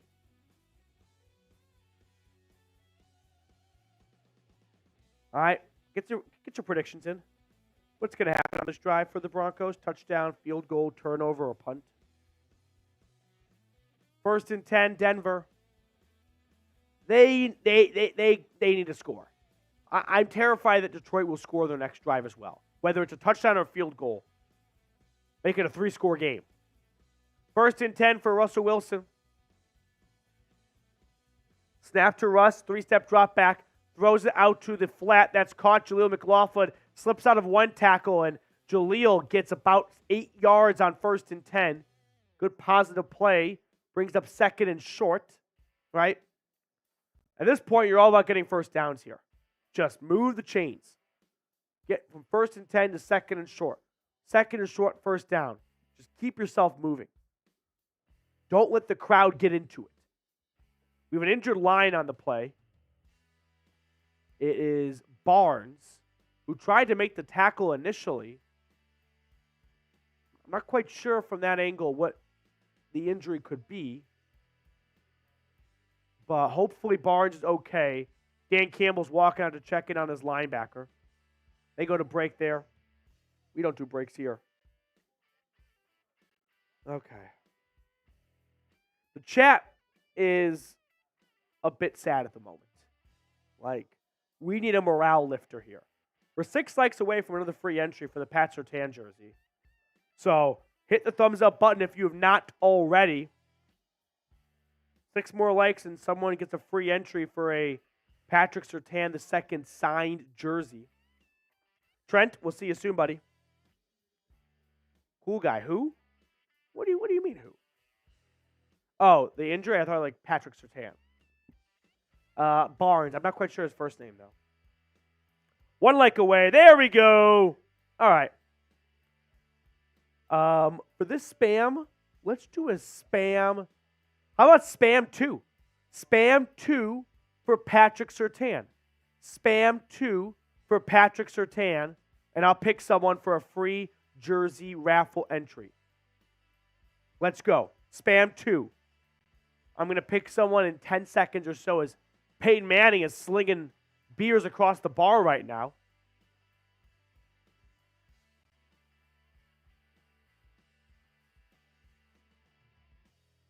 All right, that's kind of cool commercial. All right, here we go. Picking someone in 5, 4, 3, 2, 1. Free PS2 jersey raffle entry goes to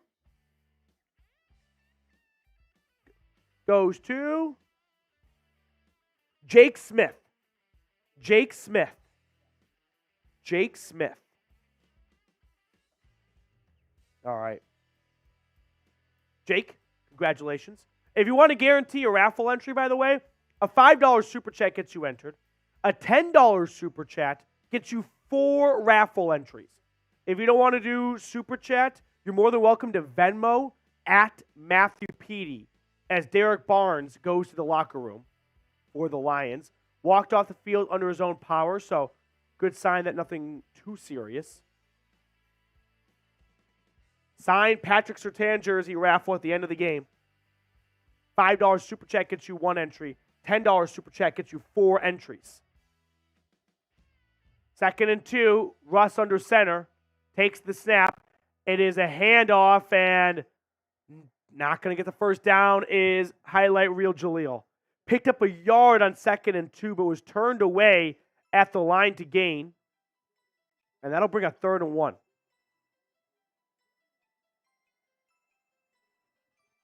Third and 1. Let's go.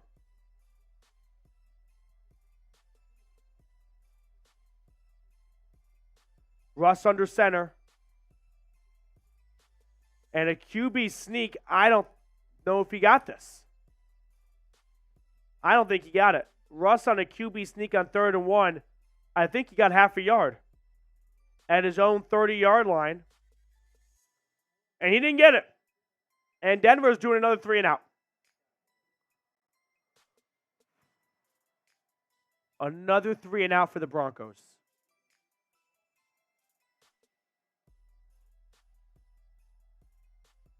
Damn. 4th and 1. Denver's going to line up to go for it. Okay. Denver's QB sneak on 4th and 1, and Russ gets it. Man, he didn't get it by a whole lot. He didn't need a whole lot, but he did get it on the QB plunge. And Mike McGlinchey is slow to get up after the play. And McGlinchey goes down to a knee. Cam Fleming would be the swing tackle who fills in, and McGlinchey is helped off the field. McGlinchey has been a lot of things this year. He has been available, though. Right? He has been available. I don't think he's missed a snap this season. Super chat coming in from K-Dub47. K-Dub47, thank you so much for the super chat, man. Best of luck to you in the raffle. Go Broncos. So 1st and 10. Cam Fleming takes over at right tackle.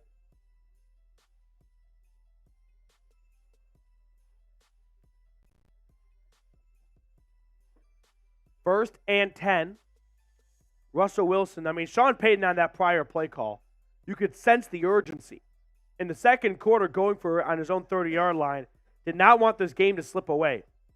Russ takes the snap and shotgun, and he hands it off, and it's a 2-yard gain for Javonte Williams, 2nd and 8.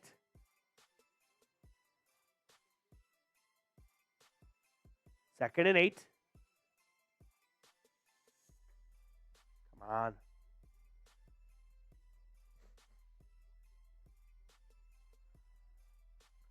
Denver with under 6 to play in the second quarter. The Broncos do get the ball to start the second half. So they could do the double dip, right? Score now, score to start the second half. Russell Wilson on 2nd and 8, play action. Checks it down, it's caught by Williams, and he trips, and he is taken down for a loss. Javonte Williams tripped after catching the ball, and he is tackled for a 1-yard loss, and that'll bring up 3rd and 9.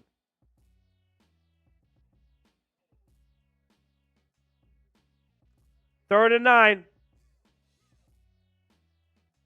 Here we go.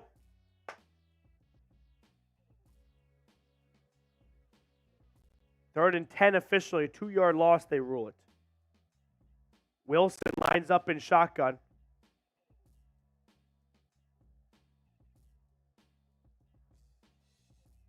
Third and 10. Snap to Wilson. Drop back. Russ rolling to his right. Russ, pressure, throws it, and that is incomplete. Pressure was mounting as a blitz came late, and that'll bring up 4th and 10.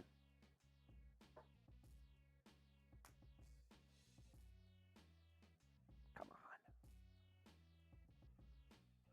I mean, watch this safety he comes screaming in. He starts 10 yards off the line of scrimmage. And Russ trying to find Judy at the last moment, but really had no chance. And Dixon punts it away for, I can't even keep track, I think the 5th time this half. 4th time, 1 fumble, 4 punts. That sounds about right. Cool guy, Petey. If they score again this drive, just know it's going to be a blowout again. I mean, 21-0 is a tough thing to come out of, so hard to argue against it. Now, we did have a $10 super chat roll in. Let's go! $10 super chat. First time super chatter, Broncos country. Let's ride. Spicy Nuggets. Thanks for the stream. Go Broncos. We need some turnovers. Oh, yeah. This will be an excellent time for a signature Broncos takeaway. Pat Surtain interception. I would love that. Maybe a Justin Simmons scoop and score. Just gonna toss it out there. 4 entries, though, for Spicy Nuggets for the PS2 signed jersey raffle. $10 super check gets you 4 entries.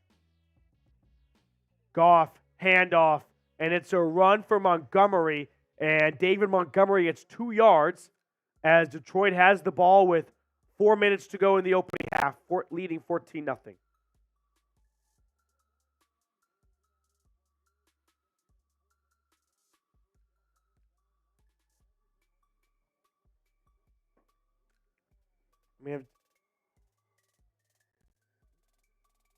Has it really been for Denver? I mean, it was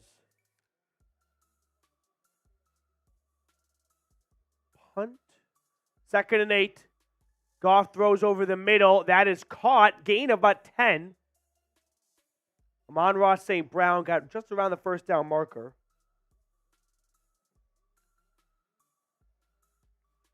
Fumble, punt, punt, punt, punt. 4 punts so far today. 2 3-and-outs. 1 fumble. Grody. 1st and 10 for Jared Goff and the Lions after the last completion to St. Brown for his 29th yard of the day.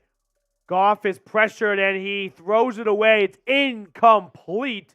But man, they had a chance of being picked off. 2nd and 10 with 3 minutes to go.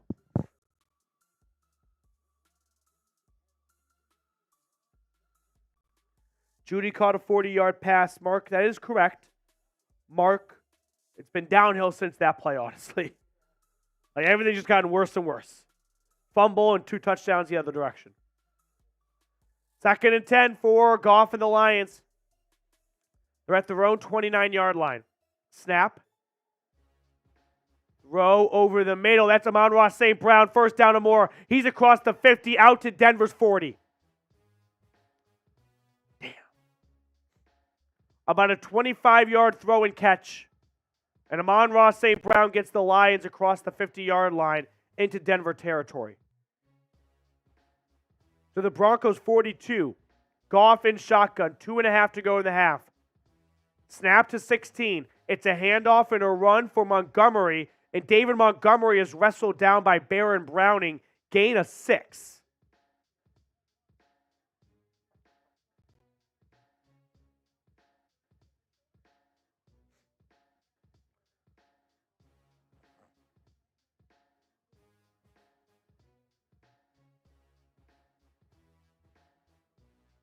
Mike McGlinchey update. He is good to return. He had a visit in the blue tent with the independent concussion doctor from the NFL. He was cleared. He will come back out for the next offensive series, it sounds like. But right now, we got to focus on getting off the field defensively. 2nd and 2 for the Lions as Denver burned their first timeout of the half for either side.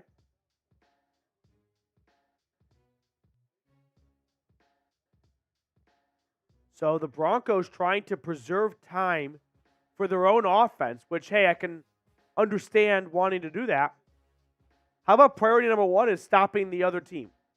Because I'm not in love with the idea of saving them some time. 2nd and 2.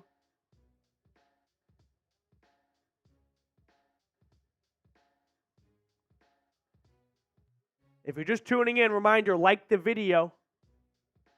Snap to Goff, handoff, and a run that goes for about a yard is Montgomery on the carry. Man, what looks like a promising play developing ultimately just runs into a white wall of jerseys. 3rd and 1, and that takes us to the 2-minute warning. So 2-minute warning. Lions with the lead, with the football, driving. Denver's defense trying to keep themselves in this game. Producer Tex is one sicko. He wants to get grades already. I'd give him a D. Like, you're down 14-0. There's been bigger leads before. You're looking at maybe 17-0. 3-score deficit at the end of the first half with no scores to show for. Hard to get a whole lot worse than that, right? So I think a D is probably somewhat fair. Yep. Broncos, bro. If you see this, can you say Broncos country? Broncos country. Let's ride. All right. Grade the Broncos so far. Let's see what the live poll has to say. Go vote at that. Curious to see what the majority votes are. Someone very quickly submitted an A grade. I love that idea. Just like, I would love to have been a classmate with that person who's like, well, that's A performance. Like, okay. You would not be in my group projects. All right, D's coming in. Will Diggs already talking about first-round draft targets. I don't know if I can give you a specific name. If by some miracle, this is my dream draft target for Denver, and I don't think it's wildly unrealistic. Brock Bowers. Here's why it's not wildly unrealistic. Tight ends don't go in the first round very often. So if one is talented enough to go in round 1, they rarely are top 10. Kyle Pitts was the first tight end to ever go number 4 or that high. So if you could somehow have Brock Bowers kind of slip a little bit, that would be a home run pick. Unlikely, but not impossible, right? There are a couple of corners out of Alabama that I'm a big fan of. Kool-Aid McKinstry and Terrion, yeah. Those would be 2 guys to complement Pat Surtain. Those would be my 2. Tight end and corner are very high on my wish list for Denver.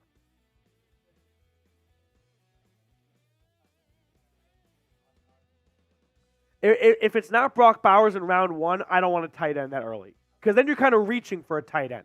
Then you're drafting for need over big board. Best player available. Get good football players. 3rd and 1 for Jared Goff at Denver's 34-yard line. It's a handoff, and Montgomery has the first down. David Montgomery picks up 4 yards, and 1st and 10 Detroit with 1:50 and counting.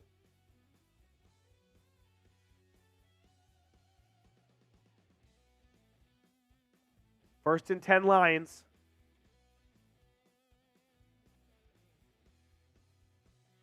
Is there a hat today? $5 super chat gets you entered into the raffle to win this hat and a PS2 jersey. 1st and 10 run, Montgomery, and that's another first down. Took it outside the right tackle, and he picked up 10 yards. Keeps the clock ticking as well. Here's the super chat menu. $10 super chat gets you 4 raffle entries. $5 super chat gets you just 1 entry for a signed Patrick Surtain jersey and a Broncos hat.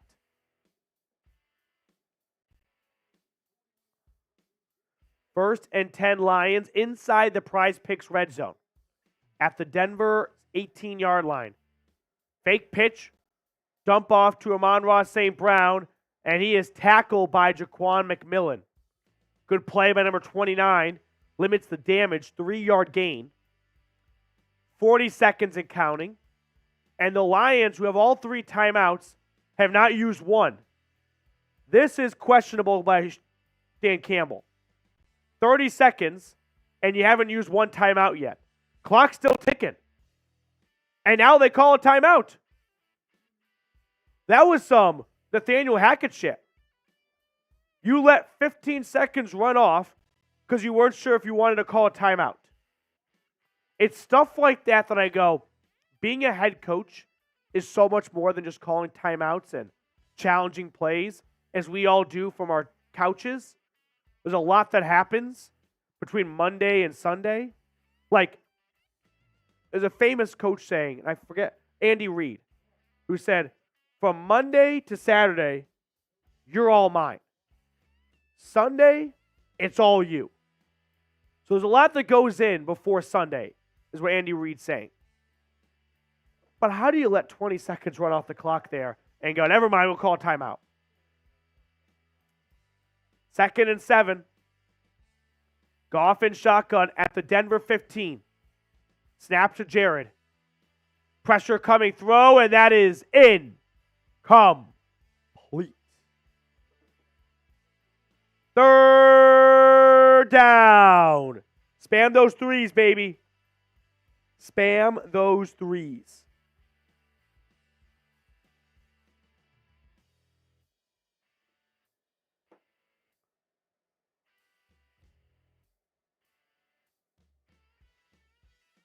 Third and 7.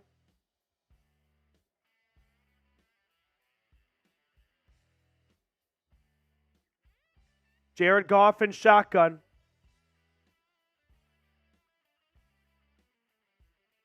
Takes the snap. Goff throws. That's caught wide open. St. Brown touchdown.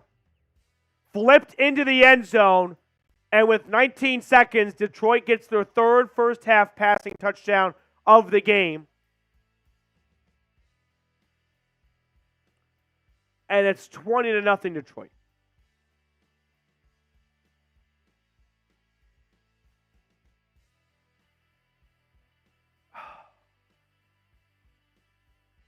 I don't know what to say. Amon-Ra St. Brown is wide open. Jaquan McMillan is the man responsible for the coverage, but not even close. Not even close. F's in the chat. F's in the chat. $5 super chat come flying in right now, though. We have Mr. Girthy. You know what, Tex? That is a weird name. It is a weird name. Give me that jersey or helmet. Also, PD, open your eyes. I'm not quite sure what the last part means. Open your eyes. But, Mr. Girthy, that's one entry for a signed Patrick Surtain jersey. Best of luck to you at the raffle at the end of the game. PD, open your eyes. That sounds like someone's possessed. All right. Well, not good. Quick status check here. Report card. Failing grade. Right? I mean, you're on pace to lose 42-0. That's a failing grade.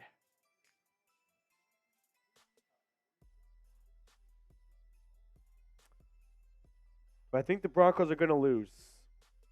You know, it's funny. I'll answer that question in a second here, as the kickoff is a touchback.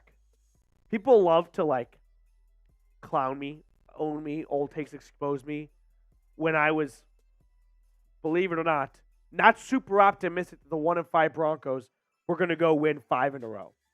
Hand up, I got that wrong. But would you like me to just suck on the schlong of the Broncos no matter what? Or just give you honest opinions and, hey, when you're 1-5, I'll be brutally honest, you're probably not very good at that time.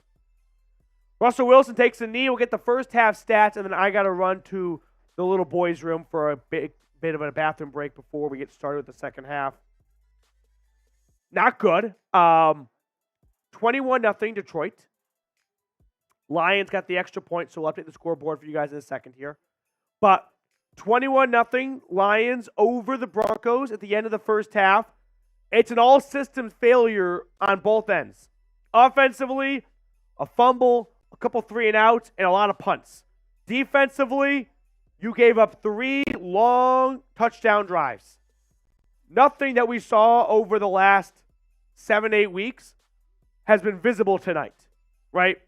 We're not seeing the pressure. We're not seeing the takeaways. We're seeing nothing.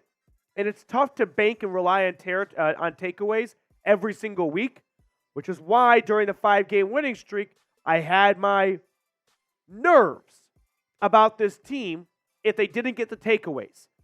They didn't get a single takeaway against Houston. They lost. No takeaways tonight. They're down 21-0. If you rely on takeaways, you cannot be reliable. It's just not a proven offensive strategy to go, we'll score when our defense gives us the ball. Have to have something else in your bag other than there's my club that the defense gives me after every takeaway. What if they don't get a takeaway? Do you have plan B? Because I haven't seen plan B. I'm still looking for plan B. We've kind of been looking for plan B for a while now. Russell Wilson and this offense have 10 minutes to regroup, but they got to execute in the second half, right? You can be a lot better on all fronts, but how about some execution for starters? Let's go. All right, we'll throw on the stats here from the first half as Detroit leads at 21-0, and we'll take a quick halftime break ourselves, but we'll be back with more coverage in just a few minutes.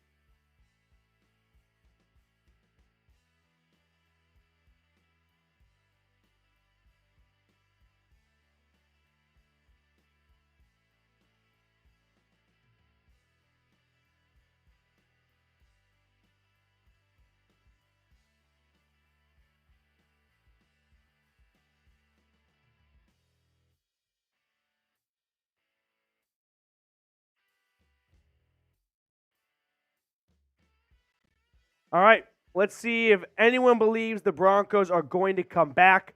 They have come back from 21 points before. They trailed 28-7 against the Bears, but that was a disaster of a first half. The only good news I have for you is the Broncos get the ball to start the second half. That is the only good news.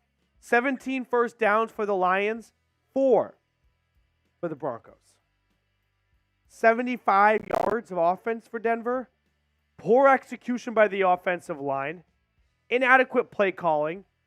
And no explosive plays happening from Russ or from his receivers. But here we go. 1st and 10 for Denver at their own 25.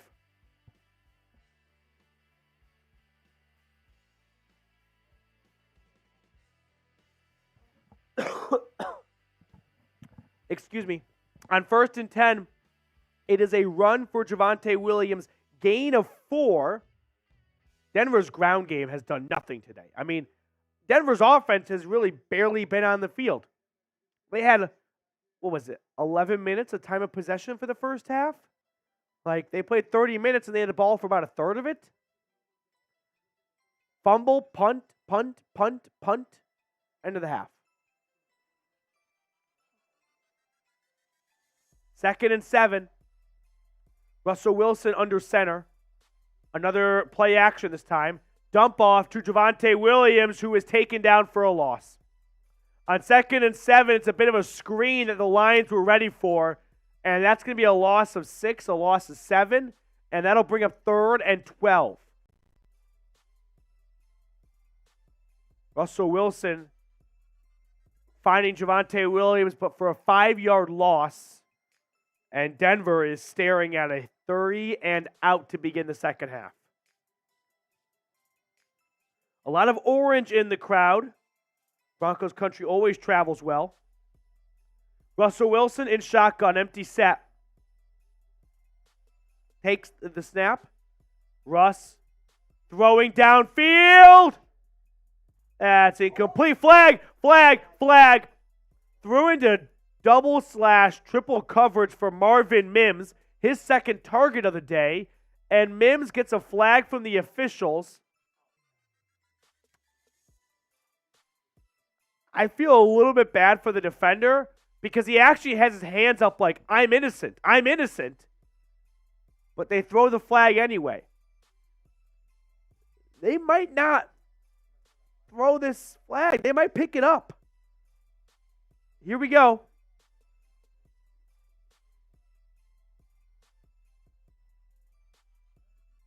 Two fouls in the play. Illegal contact defense.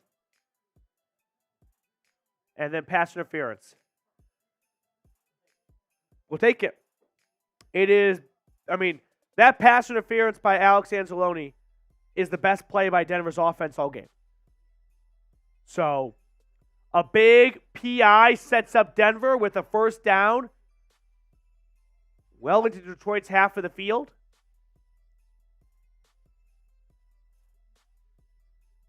So 1st and 10 Broncos all the way out to Detroit's 34-yard line. Snap to Wilson.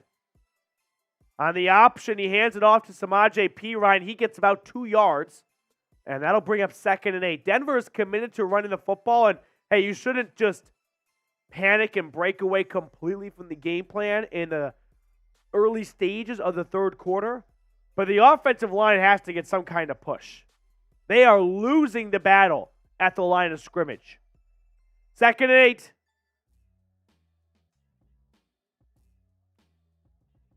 Russ, empty set in shotgun. Wilson takes the snap. Russ looking, throwing over the middle. That is caught. Cortland Sutton. First down, Cortland Sutton. Nice job running east and west. Finds a crevice, turns it upfield. And about a gain of 10. First time I've said his name all day. Cortland Sutton picks up the first down for Denver. Nice job by 14. Let's go. Denver moving inside the game time red zone with that.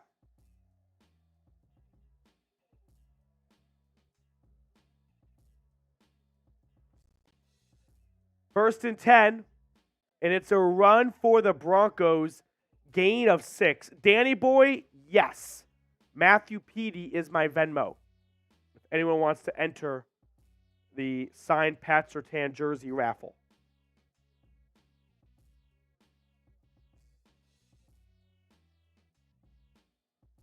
Second and 4. Best drive of the game, and it's being sponsored by a pass interference by Detroit. Denver knocking on the goal line. Second and 4, play action. Wilson to the end zone. Incomplete. Looking for Adam Trotman. Just overcooked the turkey. And that brings up third and 4. Now here's a question for you guys. Do you take a field goal in this situation? Or does 21-3 not really change a whole lot from 21-0? I think you need 7 here. It's the best drive you've had all day. You need 7. Need 7. I think you pass it twice to Cortland Sutton. Pass it twice to Cortland Sutton here. Empty set, Russ in shotgun. Takes the snap. Throw to the right. That is caught. First down, Lil Jordan Humphrey. Lil Jordan Humphrey on 3rd and 4 got 5 yards, and Denver's got first and goal. So the Broncos, with a nice opening drive to begin the second half, making their way inside the 10-yard line of the Detroit Lions, out towards the 6. Russ under center, takes the snap, handoff, a run up the middle, and Samaje Perine got 3 yards on first and goal. Second and goal from the 3. This opening drive going on minute 4.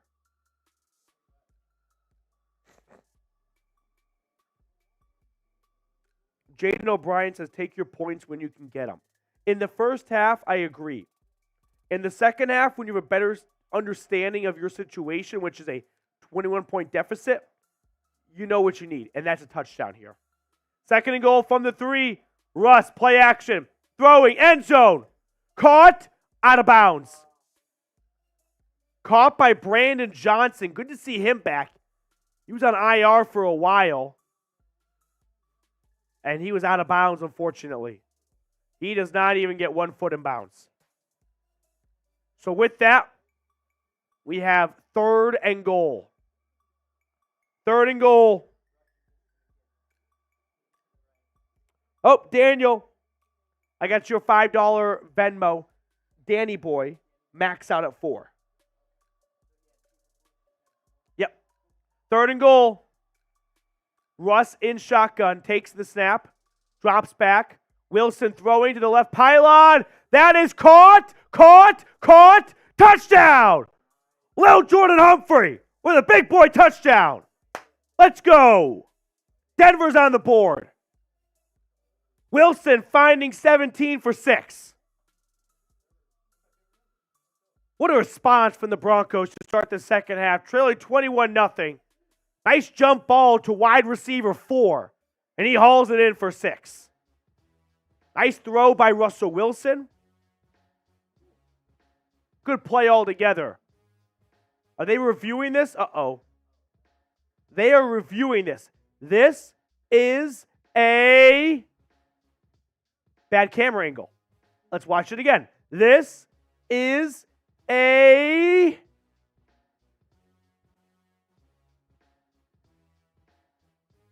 potential incomplete pass. It's very close. He goes up with it, right? And when he comes down, he hits the ground, the nose of the football kind of gets pushed into his belly thanks to the ground. He doesn't stay super duper still. If I'm holding on to one good piece of evidence, it's that the call in the field was touchdown. It doesn't seem clear and obvious from that one angle that it is an incomplete pass. I could see this call standing. Now, scenario, right? Nancy sees me walk in.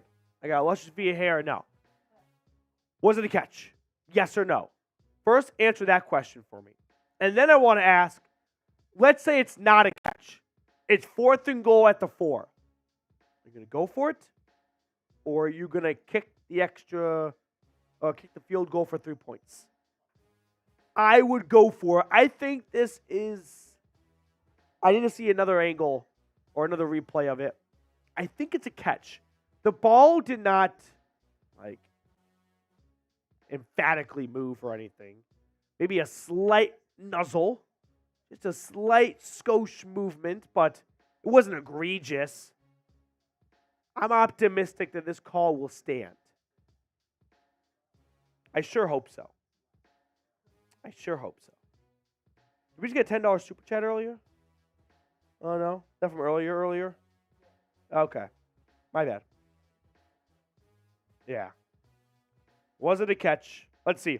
Ty Man says catch. Reb Tech touchdown stands. Is that what the Twitter streets are telling us?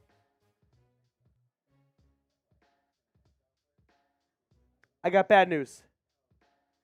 Broncos offense is coming back on the field. It looks like it's going to get overturned.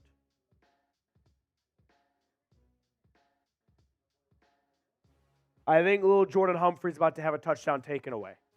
The offense per Twitter street say Denver is coming back on the field.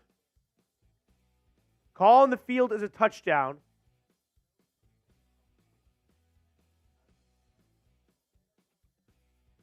Gene Sterator, what's your ruling?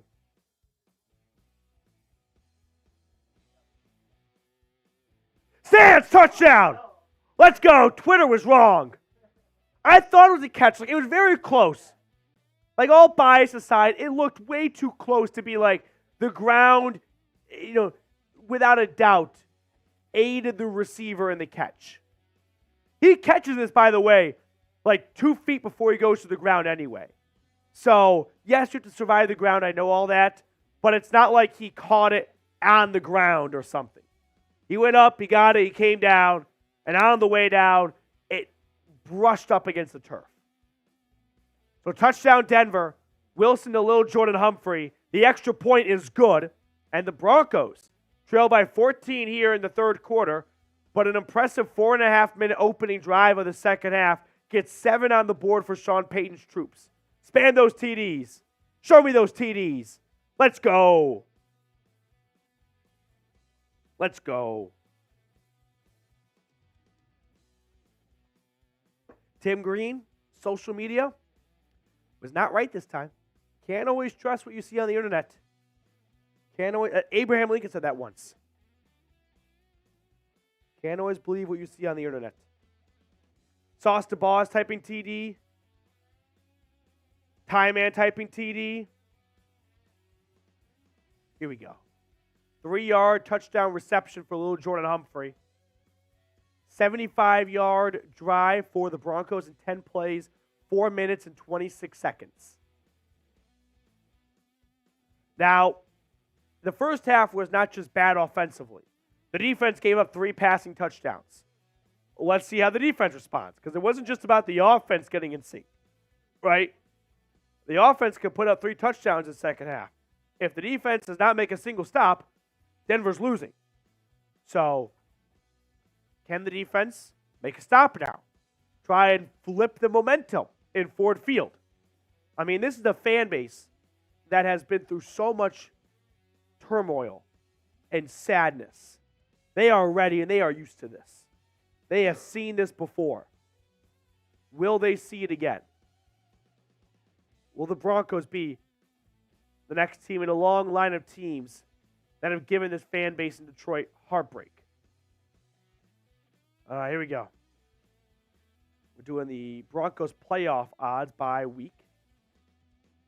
And right now, it's 40.9% chance of making the playoffs.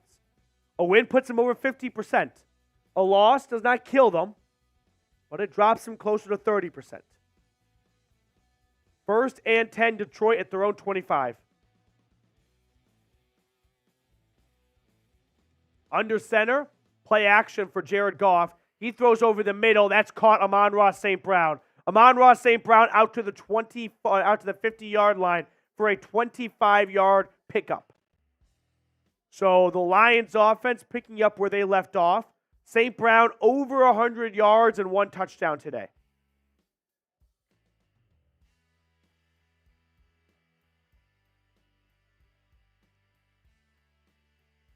Here we go. 1st and 10, Detroit at the 50. Goff under center. Takes the snap. Play action. Goff throwing. And that is incomplete. Looking for Jamison Williams. Incomplete.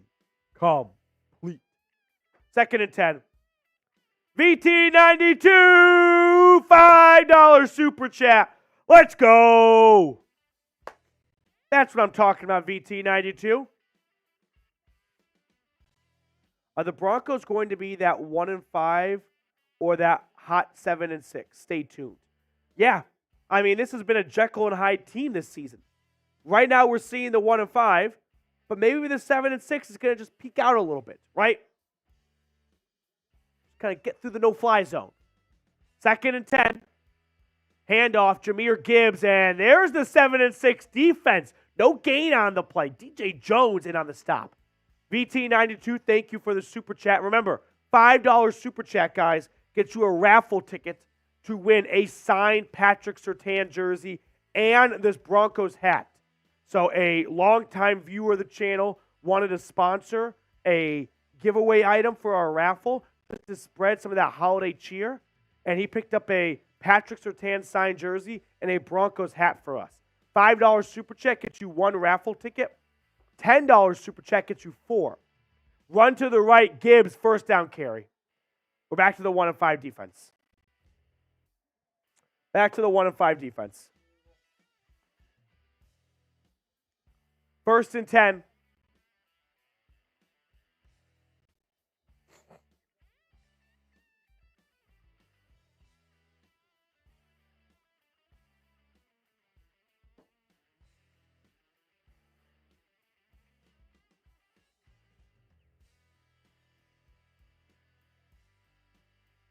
Goff under center, takes the snap. It's a run up the middle, and Gibbs has the 1st down. Gibbs stiff-arming his way inside the 20. Gibbs inside the 10. Gibbs to the 5. Gibbs stopped there. Jahmyr Gibbs, the rookie, getting the Detroit crowd on their feet, setting up 1st and goal for the Lions. Denver's run defense this year has, I think, just been it has been understated how bad it has been, because you had so much bad to begin with that, like, the run defense wasn't the thing you were looking at closely. And then you started winning, so it went under the radar. And now it's rearing its big ugly head. 1st and goal run, and Jonathan Cooper with a big bear hug on the ball carrier, no gain on the play. Right, when you're 1-5, there's so much wrong.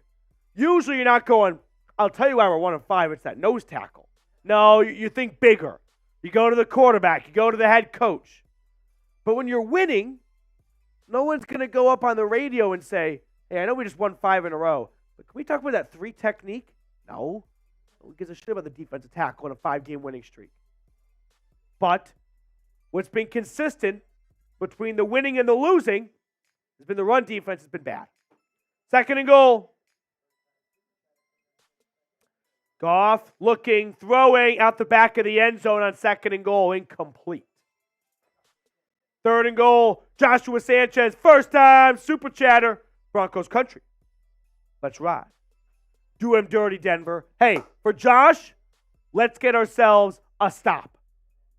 And Michael with a $2 super chat, put the D in Denver, let's freaking go. You know what? I like what Michael's drinking. I want a sip of that. Let's get some stops going in the chat right now. 3rd and goal from the 4. S for stop, baby. Snap to Goff. Throw into the end zone. That's Goff touchdown.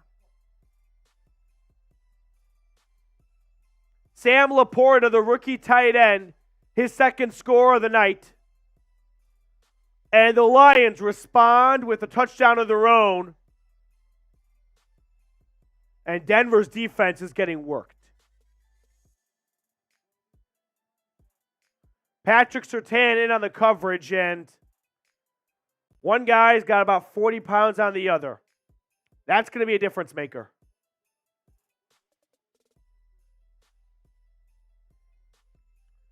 27-7 Lions. Make it 28-7. Extra points up and good. Halfway through the third quarter, and we are still down 21. Yep. All right. I mean, 21 points midway through the third quarter. We have seen this time and score before. And it ended 31-28. Put that out there. Put that out there. So while that simmers, like a nice marinade, I do want to tell you guys about our sponsor for today's watch party, which is Game Time. You guys should not have to worry when you're trying to buy tickets to your next big event. Game Time is the fast and easy way to buy tickets for all the sports, music, comedy, and theater events near you. If you're trying to catch an upcoming Broncos game, or you want to see a concert or another sporting event in your area, Game Time is the place to visit first. Now, what I love about Game Time specifically is the ability to get last-minute tickets for the lowest price. There's nothing better than that spur-of-the-moment boys trip to a game, and with Game Time, you can do that without breaking the bank. They're obsessed with finding ways to help you save money on tickets. Game Time has deals on tickets right up to the start of the event and even an hour after it starts. It's the place to find last-minute seats. Download the Game Time app, create an account, and use the code BroncosChat for $20 off your first purchase. Terms apply, but again, download the app, create an account, and redeem the code BroncosChat for $20 off. Download Game Time today. Last-minute tickets, lowest price, guaranteed. 28-7. If we're looking for a piece of good news, 30 likes away from 500 likes. That's a free entry for the Pat Surtain signed jersey. So hit that thumbs up button. But let's get some shout outs here. Phil, we're exactly the same place that in Chicago. Yeah. The Broncos are playing an eerily similar game to the way they played against Chicago back in week 3 or week 4. The difference is, well, maybe not the difference, but it's hard to replicate that twice in a season. Now, we are approaching 20,000 subscribers. Let's go. Can we get ourselves to 19,200 subscribers before the end of the third quarter? Get us to 19.2 thousand as we are so close to 20,000 subscribers. Over 1,000 people tuned in right now. Broncos country, let's go. Detroit kicks it off to restart the game midway through the third.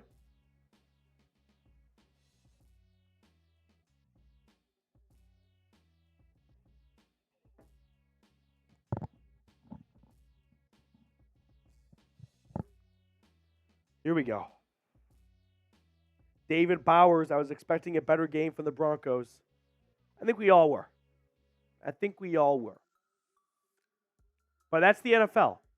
Like, the NFL is so funny, I think, like that. Every time you win a game, it feels like you won a Super Bowl. Every time you lose a game, you can almost pivot it into a season-ending loss. 1st and 10. Wilson drops back, throws to his left. That is caught. Cortland Sutton, gain of 7 on the play. 2nd down and 3. Let's go.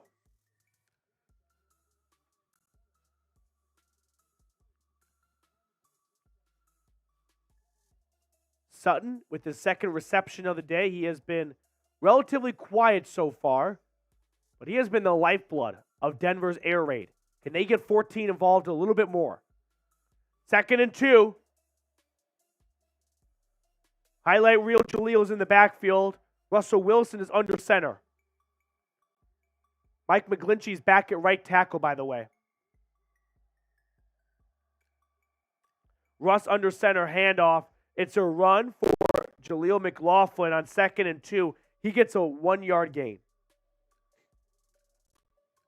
I love people that say the NFL is fixed. If it was, don't you think the New York teams would have won 10 combined Super Bowls by now?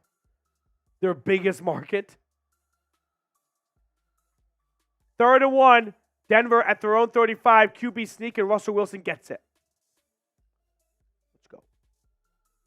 Let's go. 1st and 10. Denver making their way out towards the 50.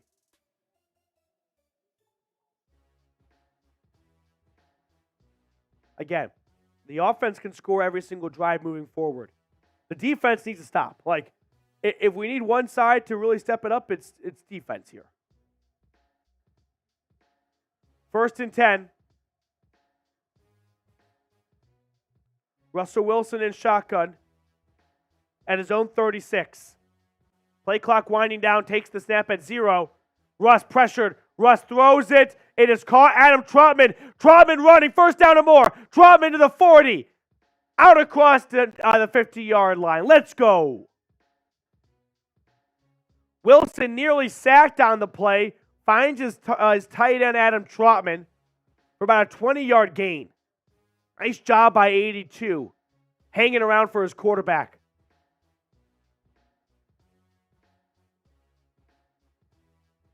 Let's go. Trotman, 1st and 10 for the Broncos at Detroit's 40. Under 5 to go in the 3rd quarter. Wilson takes the shotgun snap. Play action. Russ looking, throwing towards the end zone. Dropped. Dropped at the 4 by Luke Kroll. Damn it. Kroll had it, and it's punched out. It's a really nice play by the DB, honestly. It's in his hands. He's got it, and as he's securing it, the DB behind him punches it loose. 2nd and 10.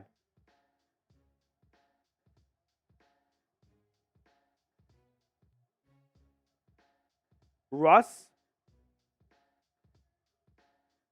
2nd and 10. And Russell Wilson calls a timeout. Play clock was winding down. Hot take.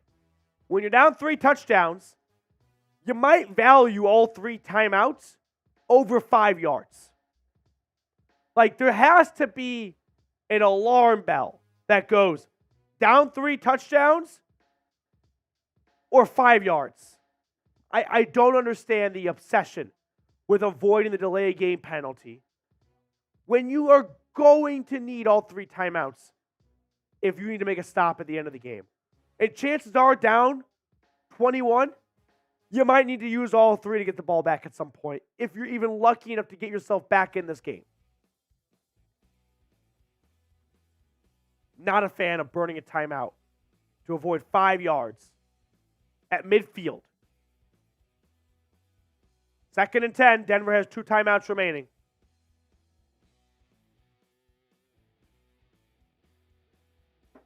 Wilson at the Detroit 40, I formation.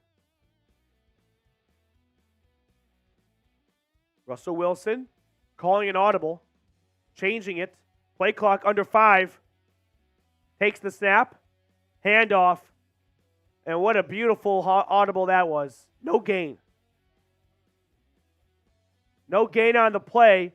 And again, there are things you can blame people for. I don't know what the original play call was. I don't think it could have been worse than that. But can the offensive line get a push? This is not a Detroit defensive line that ranks top 3 in the league. You're getting embarrassed. 3rd and 10.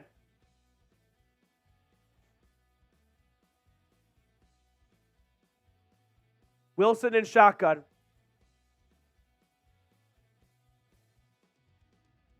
Snap to Russ. 4-man rush. Wilson throws. Caught Jeudy, 1st down. Jerry Jeudy, gain of 18 on 3rd and 10. Well, that's funny. Had it been 3rd and 15, you still would have gotten the 1st down. And you'd have your extra timeout. Nice job by Jerry Jeudy.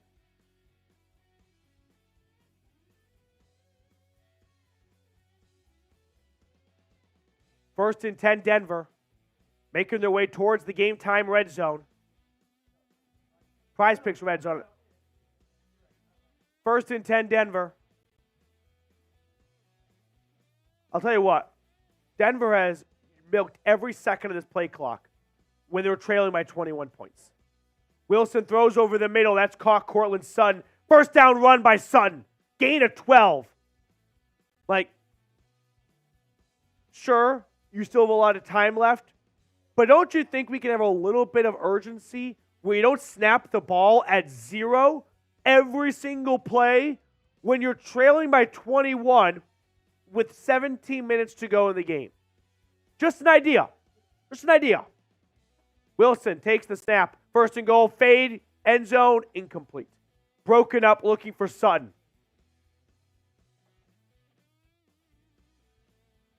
Second and goal. Clock stops for a moment. Nice breakup by the Detroit DB that play.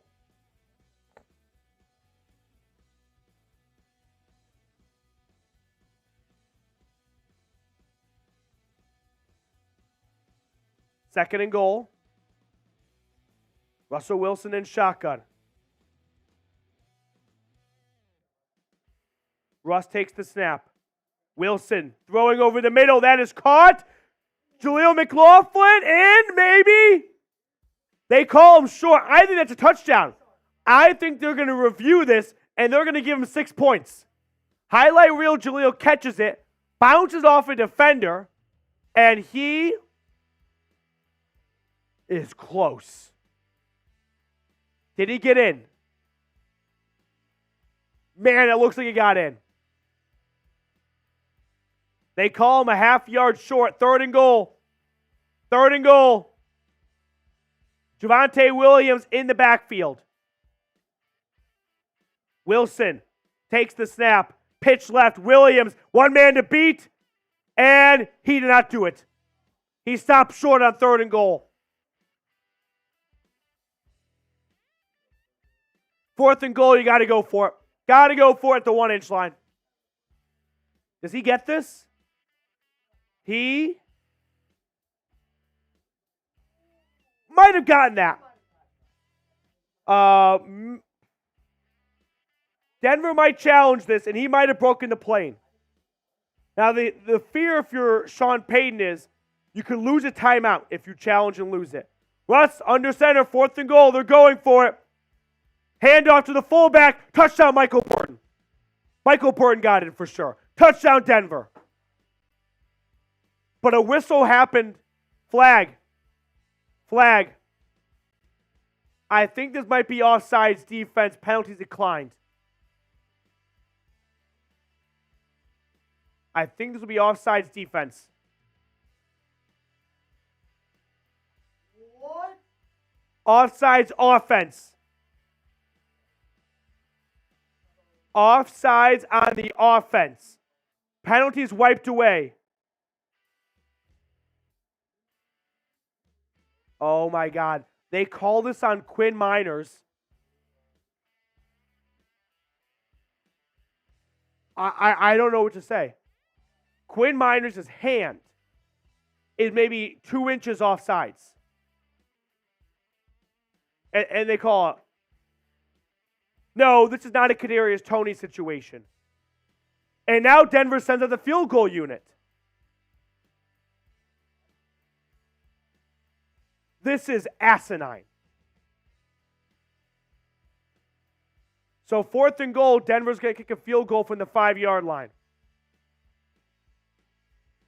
Sean Payton's livid, as he should be. Come, get your fucking... What are we looking at here? He's like... Oh, they're saying Quinn Miners' helmet is offsides.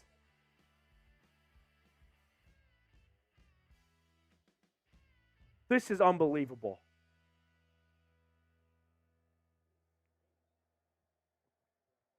Sean Payton's chewing out Russell Wilson right now.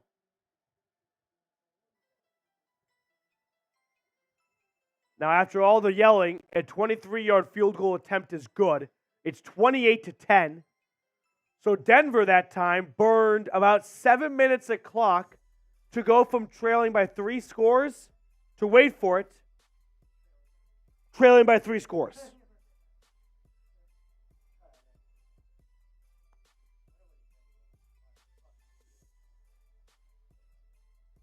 I don't understand kicking the field goal there. Like, let's go through the options for a moment. If you go for it, 2 things happen. Touchdown, turnover on downs. Most likely, right? Touchdown, great. Plan worked. Turnover on downs, the Lions are pinned deep, and you're still down 3 scores.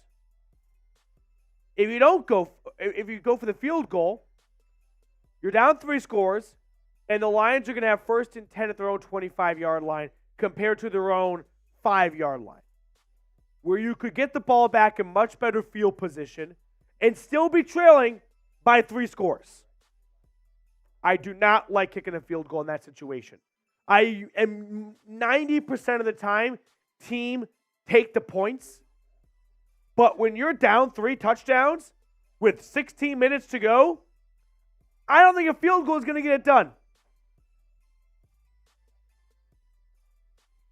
Just unreal.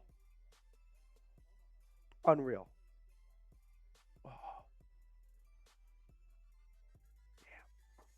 Well, selfishly, I'm just picking some subs. I wish it was under better circumstances, though.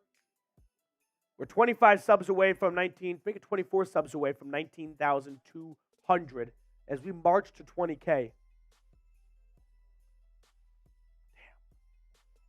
Don't understand that decision-making start to finish.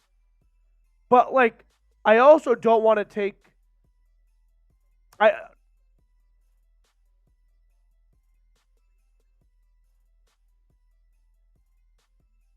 I'm also curious what...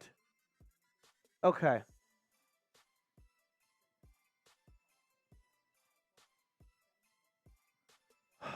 Couple things to break down the more I think about it. More than just the field goal decision, the call itself was awful. I think the NFL is trying to show the Chiefs, no, we don't just call offsides on you, we call it on everyone. That was not offsides. Like, there was letter of the law, and that was by the letter of the law, maybe offsides, maybe. Then there was a just flagrant offsides by Kadarius Toney.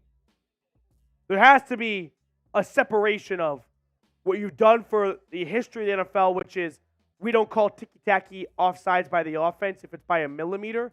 And then there's when you're a full yard offsides like Toney was, we're going to call it. But how about Sean Payton not challenging the Javonte Williams touchdown run? He would have got in.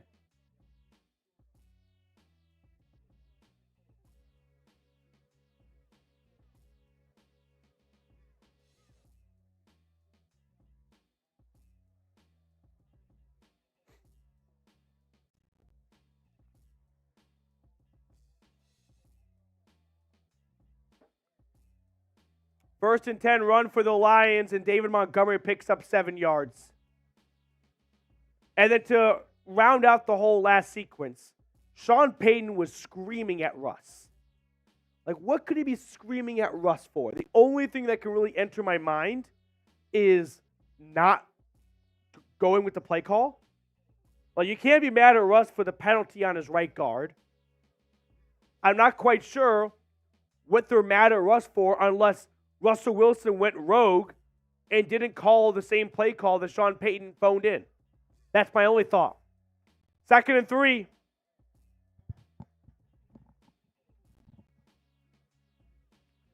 And that's the end of the third quarter. End of the third quarter.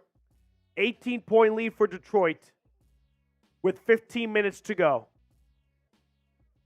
Not good.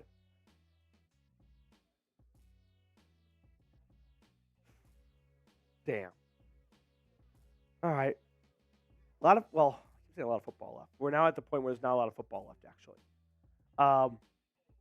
What might be more exciting than this game is the raffle race for the signed Patrick Surtain jersey. Like, all jokes aside, this might be more exciting. So if you want to enter the race, a $5 super chat gets you 1 raffle ticket. $10 super chat gets you 4 raffle tickets for a signed Patrick Surtain jersey and a Broncos hat. So a twofer for the people. We're going to do that race at the end of the game. So get those super chats in right now. Free raffle entry with a $5 super chat, or 1 raffle entry with a $5 super chat. 4 raffle entries with a $10 super chat for a Patrick Surtain signed jersey and a Broncos hat.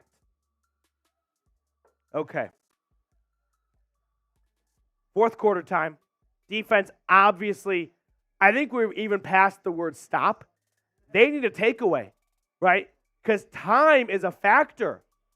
15 minutes, 3 scores, 2 timeouts. This offense has not had a whole lot of big plays in them this year. And they haven't really gone to Cortland Sutton deep tonight. And he's been the only big play all year down the field outside of Marvin Mims against the Commies. So the defense is going to need to turn this game upside down with a takeaway. That's step 1. That is step 1. Atlantis Gaming, we need a PS2 interception, please.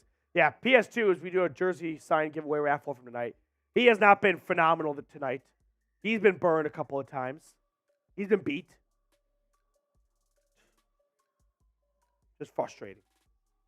Frustrating on all fronts, right? Tonight's like an awkward night to be the kicker because you only got called on twice. You made both kicks. And you're like, and everyone was super fucking pissed the last time I went out there.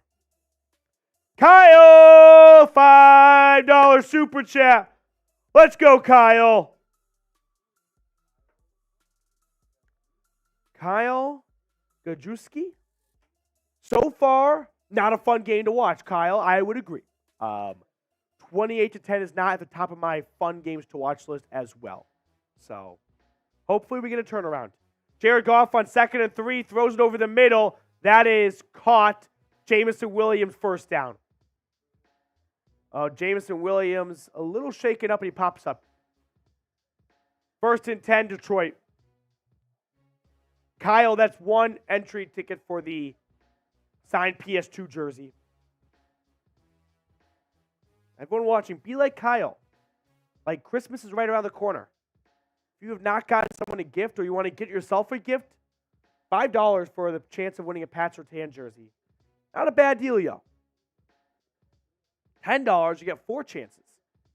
1st and 10, it's a handoff up the middle and a run for that Montgomery. Yeah, David Montgomery on 1st and 10. He gets 5 yards. Denver's run defense has been atrocious tonight. Like, you're wondering what's fueling Detroit's 28 points.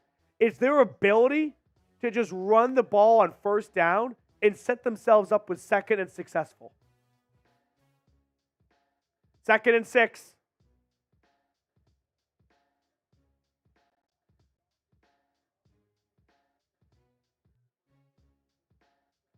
Goff under center takes the snap. What are we doing? Next Gen Stats just had a seizure on screen. And the end result of a play we never saw was about a 7-yard gain and a 1st down for David Montgomery. I mean, this is what I'm talking about. They are running on 1st and 2nd down, and they're not even getting a 3rd down. They're right back to 1st down. Yeah. 1st and 10, they're going to hand it off again. Montgomery's going to get 7 yards, and then he's going to get 5 yards the next play. Under center, Goff from Denver's 42 drops back, throwing downfield, and that is nearly caught, but there's a flag. PI is going to get called here. Josh Reynolds, the intended receiver.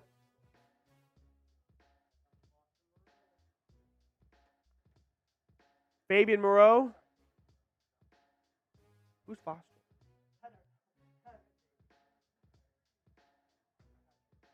DPI number 23, Moreau. 1st down, Detroit.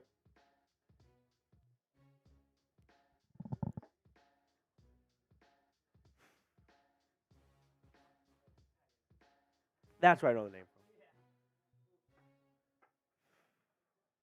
People laughed at me when I said during the 5-game winning streak, hey, if I'm being honest, if I'm keeping it real with you guys, a little nervous that this team is going to be too reliant on takeaways.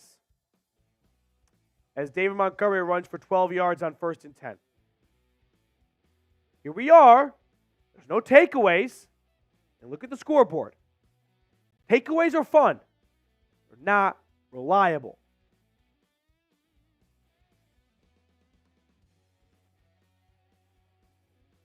Like, the thing with takeaways is you can't even control it until the other team throws the ball or puts it on the ground. Like, there's so much of takeaways that are out of your hands. As Detroit goes over 400 total yards. Pitch left Jahmyr Gibbs. Gibbs running with it. Gibbs is in for a touchdown. Gibbs ran it in for a touchdown.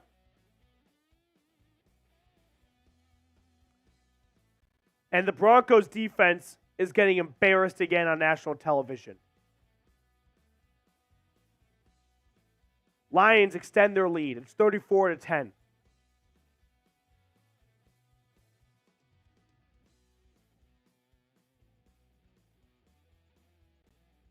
Jahmyr Gibbs has the second touchdown of the day. And the Lions are firing on all cylinders.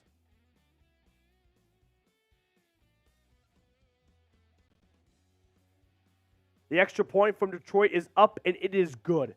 35-10, a 25-point lead with 12 minutes to go. 4-score game. I got good news. I don't think Denver's going to need that timeout anymore to make a stop. Doesn't look like they're going to be putting themselves in a position to make a stop to get the ball back to maybe tie the game. We did get a $10 super chat, though. $10 super chat means 4 raffle tickets for the signed Patrick Surtain jersey for Scott Fry. Scott. Sean Payton's play calling has sucked balls most of the year. The dink plays instead of pushing the ball down the field. I'm so effing pissed. P.S. I need that jersey here in Kansas. Scott, good luck to you in the raffle. As for Sean Payton's play calling, I do think Sean Payton is making the best of a bad situation, which is his quarterback is kind of like a high school varsity quarterback, but a good high school varsity quarterback. The issue is that's not going to cut it in the NFL. Like, I don't think Sean Payton has a lot of trust in Russ to deliver accurate passes down the field. I don't think he has faith in Russell Wilson to keep plays alive and extend plays for things to open up down the field. So I think he is making the best of not a bad situation, but not an optimal situation.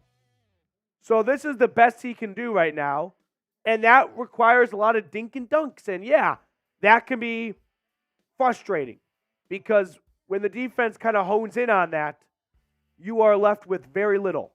So it has been bad tonight. The entire game plan, execution, it was an all-systems failure tonight. Offense playing like fuck, defense playing like fuck, coaching playing like fuck. Everything was awful tonight. Everything.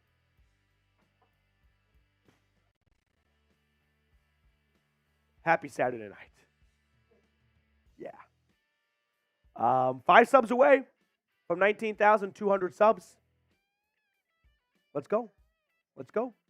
Hit the sub button. It ain't over yet. Tim, stop it. Don't.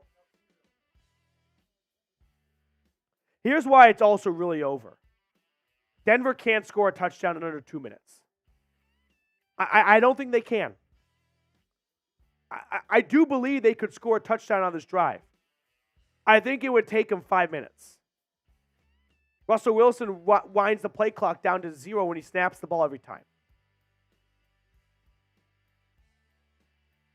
Tim, the season's definitely not done. You're right. If you're Denver, you're looking at this going 7-7.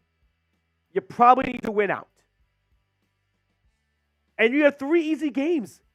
Like you're the Patriots, the Chargers, which you probably wish Brandon Staley was still the coach, And then the Raiders. You're playing 3 straight backup quarterbacks to end the season. 2 of them at home. There's no reason why Denver can't go 3-0 in that stretch and make the playoffs. 1st and 10. Russ in shotgun at his own 25. 12-12 remaining. Russ drops back. Wilson climbing at the pocket. Wilson running with it for a gain of 2. 2nd and 8. We're 3 likes away from 500 likes. Hit the thumbs up button if you have not already. 2nd and 9. Wilson in shotgun. Russ's pass over the middle is caught. Luke Kroll, gain of about 15. Denver makes their way out towards the 50. This drive started with what? 12 minutes and 20 seconds? Give or take. Can Denver score in 2 minutes? I don't think so. It's hard to do. Russell Wilson in shotgun takes the snap, throws to his right. That pass is batted down. Incomplete. How about this? 2 minutes is too difficult. How about 3 minutes? Can Denver score before the clock hits 8:59?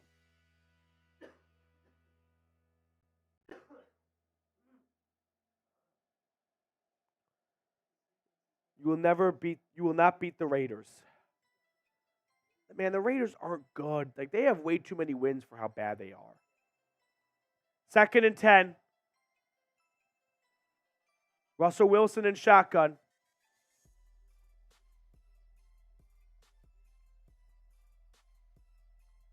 Russ takes the snap. Throwing down the right sideline. That is incomplete. Hit as he throws. He was drilled. Looking for Jerry Jeudy. Ball did not have enough mustard on it as a result. And it is 3rd and 10. 3rd and 10.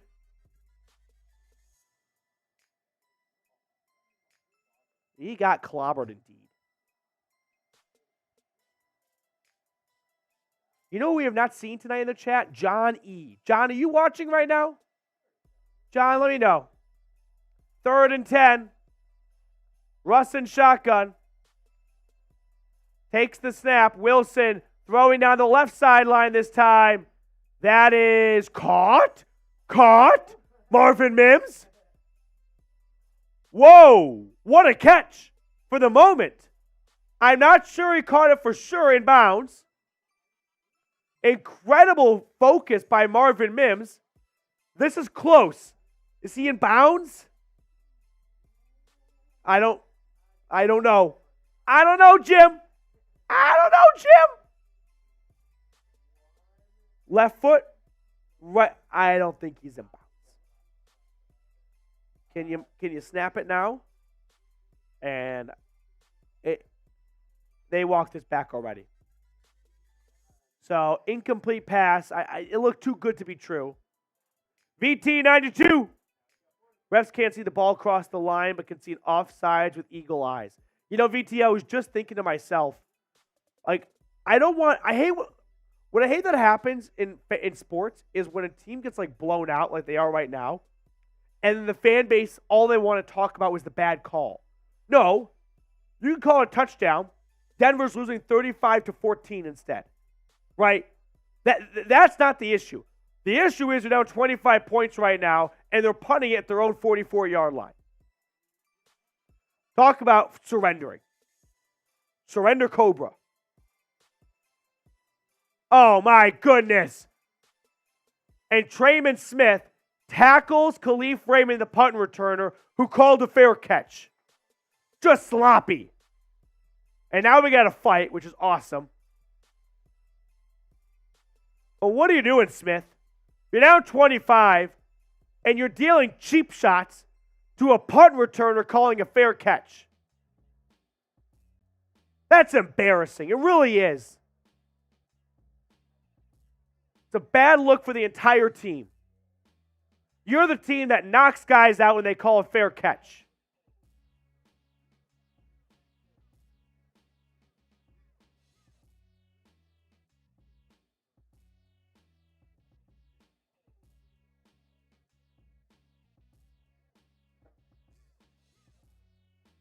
All right, rewatching it, I don't think Trayvon Smith had malicious intent. When the fair catch is called, Smith is like looking up in the sky, tracking it. And when he drops his head, there's Raymond. Now, it's going to be a penalty. Do we see an ejection or an unsportsmanlike?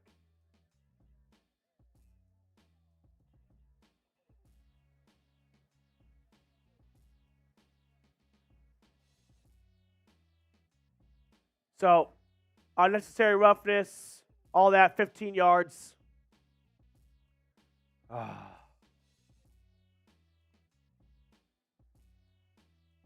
That's just embarrassing. This has been an embarrassing night altogether, right? National primetime, NFL Network, Saturday night. You're down 25 points. Not even a competitive game. So many things went wrong tonight. I'm not going to spend more than 10 seconds in my post-game show, by the way, getting mad at the refs. If you're mad at the refs for a bad offsides call on the offense and a potential missed touchdown from Javonte Williams or Jaleel McLaughlin, you're burying your head in the sand. Fine, have the touchdown. It's 35-14. You got bigger issues than a 4-point swing because of the officials. Defense went back to week 3 level. Offense went back to week 1 level. We're in December, and you're playing like the September 1-5 team. That's the issue right now. That's got to be solved. And you don't have a lot of time left. You got 3 games, and sure, they might look like gimmies, but this is the National Football League. Anyone can beat anyone. The Patriots and Bill Belichick should never be counted out. The Chargers are going to have that interim head coach boost that teams always get when they fire their coach. Don't believe me? The Raiders are better with Antonio Pierce. The Colts with Jeff Saturday won last year on his first game. It's real. And then you wrap up the year in Vegas against the Raiders team that you haven't beat since the Raiders were sharing a clubhouse with the Oakland Athletics. So it might look easy on paper, but it's not as certain as you might think. So I don't want to see anyone bitching about the referees, blaming them for the loss. Loss starts with the massively out-game plan performance from the coaching staff. Detroit came in well prepared for this game. Denver was blown apart. We'll do the next break.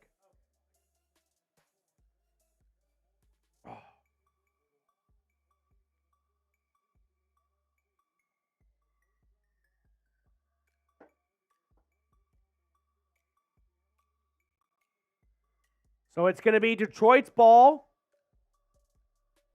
at their own 23-yard line. 1st and 10, 11 minutes to go. Goff play action. Goff throwing to the right. That is incomplete.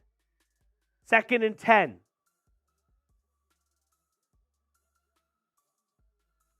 We did get to 500 likes, Danny boy.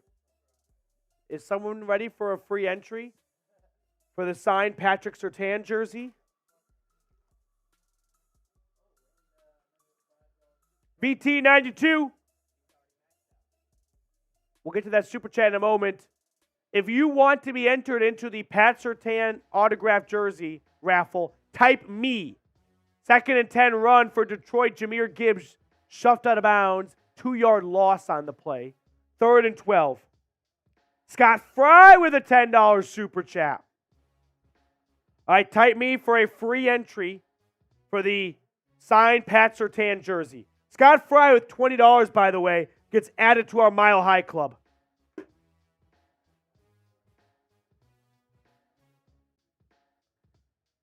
BT, I read yours in a moment. Do you think being on the road 3 weeks in a row has the Broncos worn down? I mean, I could definitely see that being taxing. Like every single week coming back, practicing, flying out on Fridays and Saturdays. As Jared Goff on 3rd and 11 is sacked for the first time tonight. First time tonight, Jonathan Cooper made contact with number 16. Scott Fry, added to our Mile High Club with $20 in Super Chats. Thank you so much, Scott. Best of luck, dude. But VT, to really answer your question, I think that's probably worn on them. I don't think that's enough to attribute a 25-point loss to. I spam those me's. I'm picking someone after this punt. Keep spamming me for a free entry. Fox punts it away for the first time since the first quarter. And the punt is going to take a Detroit hop and stop around Denver's 40-yard line. All right, here we go. Picking someone in 3, 2, 1. And I've got Kelly H. Kelly H. Kelly H. Kellyh.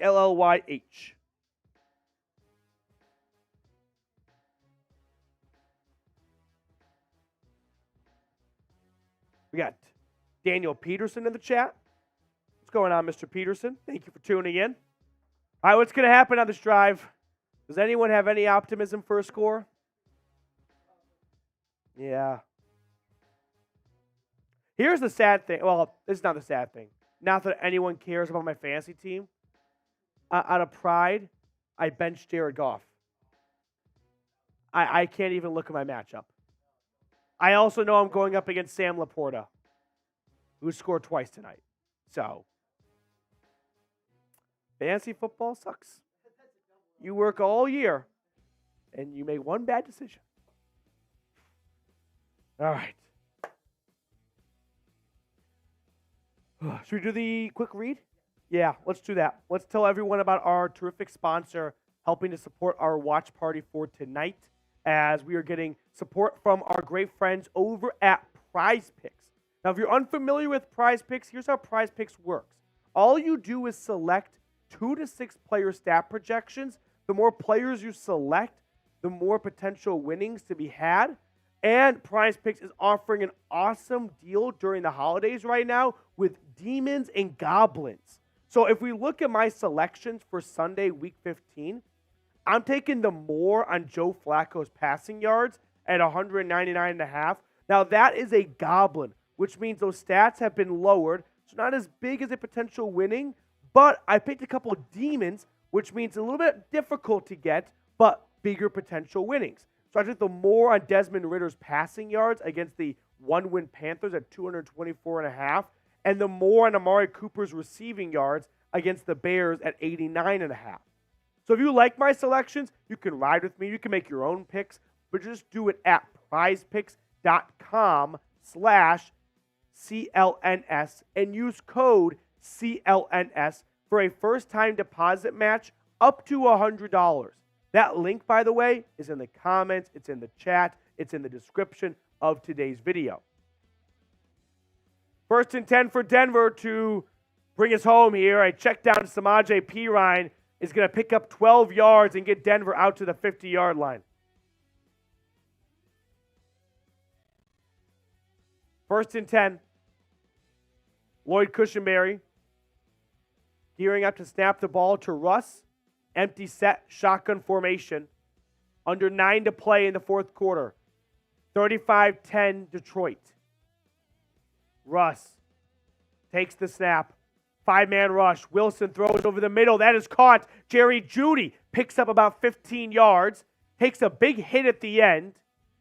Kelvin Joseph laid the wood, and Jeudy is slow to get up. I think he just got the wind knocked out of him. Took a big hit. He's had a good day altogether, Jerry Jeudy. Yeah, I think that's just getting the wind knocked out of you. Shoulder to shoulder. 1st down for the time being, though, by Jerry Jeudy.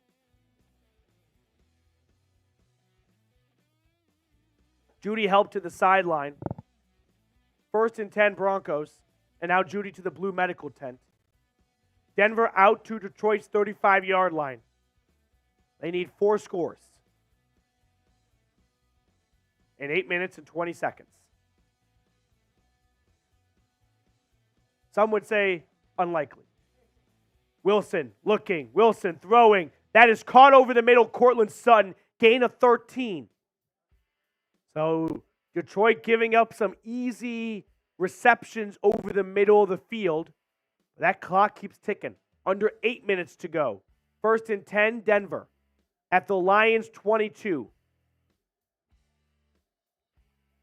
Detroit facing 1st and 10 from Denver as Russell Wilson's pass to Humphrey is incomplete. Dropped by number 17, who's got the only touchdown today for the Broncos. Little Jordan Humphrey. 2nd and 10. Clock stops momentarily with 7 minutes and 45 seconds.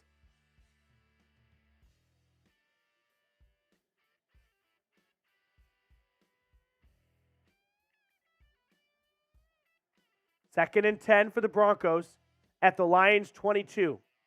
Wilson, empty set, shotgun formation. 5 seconds on the play clock. 2 seconds. Gets the snap. Wilson flushed out of the pocket. Throwing to his right. That is caught. Little Jordan Humphrey on 2nd and 10. He got about 9 yards. Unable to get out of bounds, though. And 3rd down and 1 coming up. An injured Lion on the play does stop the clock momentarily. And Lil Jordan Humphrey appears to be about a half yard short. So it'll be 3rd and inches, 3rd and 1. I mean, clearly I would envision 4 down territory for Denver. At least trying to...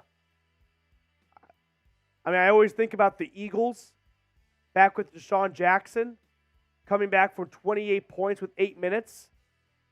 So it's been done. Not very often, but it has been done. The Lions pulled off a miraculous comeback against the Bears at this same field just a few short weeks ago. Wasn't quite 25 points, but it wasn't too far off. Russell Wilson in shotgun. 3rd and 2. Snap. QB option, and he keeps it, and he runs it for close to a 1st down.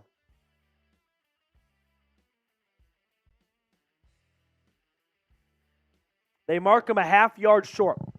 4th and inches at the Lions' 13-yard line. An option play. Russell Wilson keeps it. And he is just short. 4th and inches. Wilson in shotgun. Takes the snap, hands it off. 1st down run from Samaje Perine. Perine going down to the 1-yard line. Samaje Perine needed an inch. He got him 10 yards. 1st and goal. Wilson under center at the 1. QB sneak. Tries to run it in. And he is in for the touchdown. Wilson on the QB sneak picks up 6 points. And Denver trims into this large deficit. 35-16 with an extra point coming. Or maybe they go for 2? No. I don't know what the chart would say in this situation here.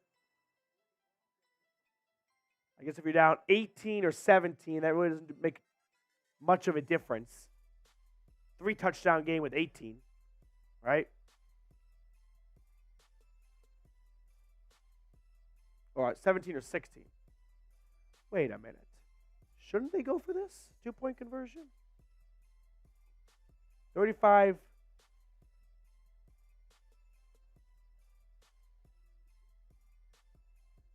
No, I had it right the first time. Getting lost in numbers. 18-point deficit. It could be down 18 or could it be down 17? 17, 2 touchdowns and a field goal. 18 is 3 touchdowns. I don't think it ultimately matters much with 6.5 to play. Okay. Well, we did get to 19,209 subscribers, so I appreciate everyone who just joined the channel. If you haven't yet, please go ahead and do so. I mean, if we can get to 20,000 subscribers by Christmas, which I know is a bit lofty, but hey, everyone's got a Christmas wish list. For me, it's 20,000 subs, so help us out if you have not joined the channel yet. Get free Broncos content. Won't cost you a dime. And here's the thing I'm not supposed to say out loud. If you don't like the content after a week or so, you can always unsub. And it's not like I have your credit card information. I bill you still. No, it's not one of those issues. Just unsub. It's like it never happened. All right, here we go.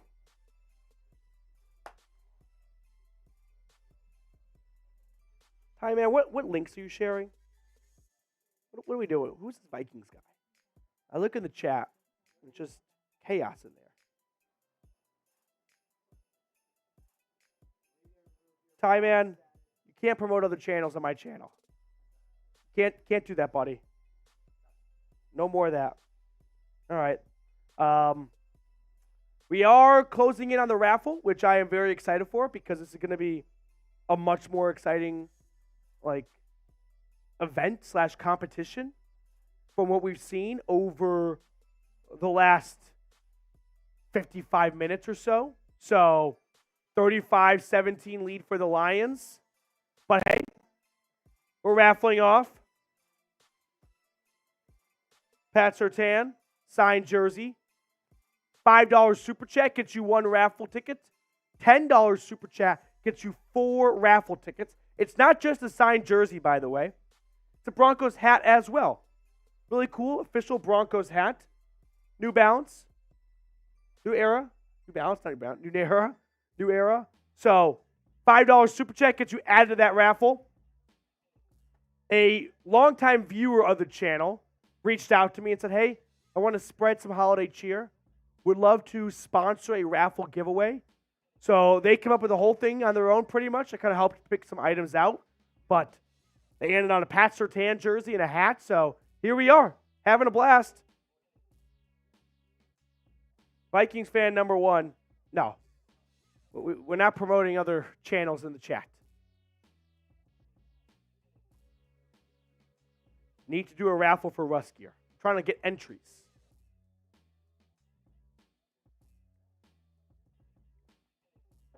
Ooh, an onside kick coming from Will Lutz and the Broncos. They go for the onside kick, and they don't get it. The Lions jump on it.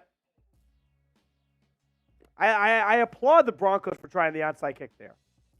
All right, how'd you get it? You could have gone down, scored a touchdown, trailing 25-24, trailing 35-25, down 10 with maybe 4 minutes to go. We just saw the Titans pull off a miraculous comeback, so it's been done.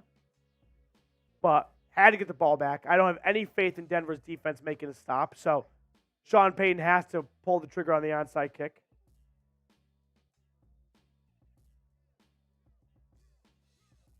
Hi, man, you can't promote the Vikings. There's other Vikings channel on Seeps' channel. No promoting other channels. 1st and 10. No promoting is a strong word. No sending links in the chat. I'm trying to keep people in my watch party. You're sending them out.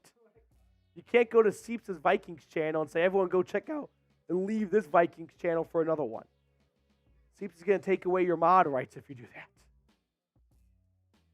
Couple super chats coming in. VT92. The Broncos look like that horse from Family Guy that has issues. Yeah. Uh-huh. And then Broncos sees it with a $5 super chat. That gets an entry for the Patrick Surtain jersey. 2nd and 6. Play action. Dump off, and that is caught. Amon-Ra St. Brown, first down. On 2nd and 8, I beg your pardon, Jared Goff connects with Amon-Ra St. Brown for about 12 yards. And that'll give Detroit another first down. And under 6 to play, they are close to being able to kneel this one out. 112 receiving yards on the day for number 14.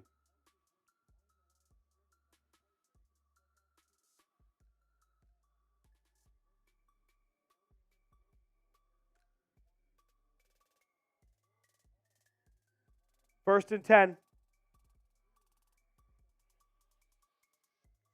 Jared Goff under center at the Broncos 32.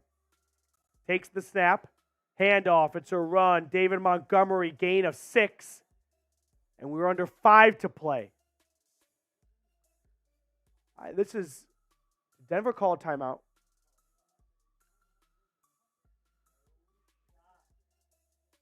The Broncos just called a timeout. What are we doing, Sean? Are you serious, dude? You're calling a timeout? You're down 35-17 in the fourth quarter. And you're like, you know what? Let me burn my second timeout.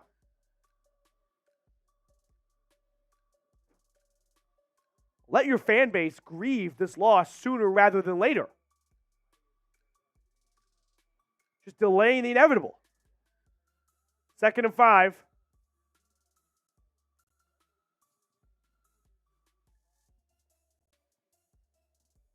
Unbelievable. Lions under center. Pitch left to Jahmyr Gibbs, and Gibbs gets the first down. If Sean Payton uses his final timeout here, I might end the stream.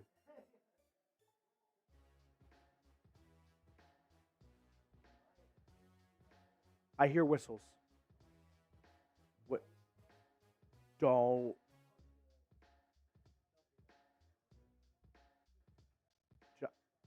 Did he call? Oh my God, he called the timeout. Oh!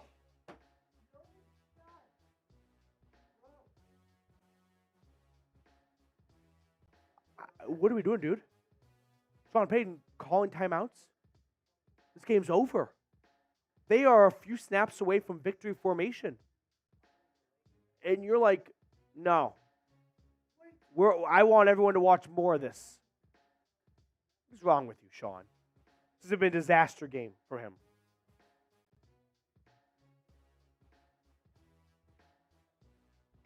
So 1st and 10, Denver is out of timeouts right now.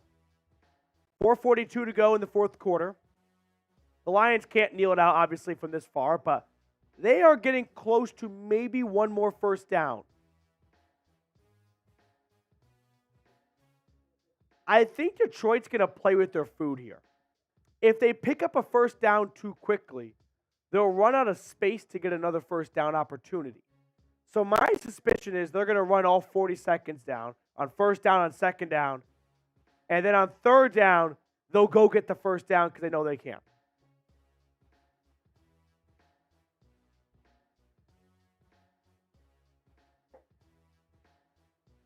Second and 8. It'll be under 4 minutes the next time the Lions snap the ball.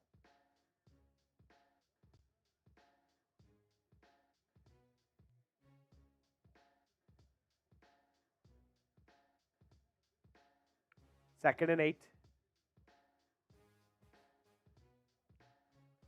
Can you shoot into production if anyone can update the playoff picture at the end of this game? Or just now?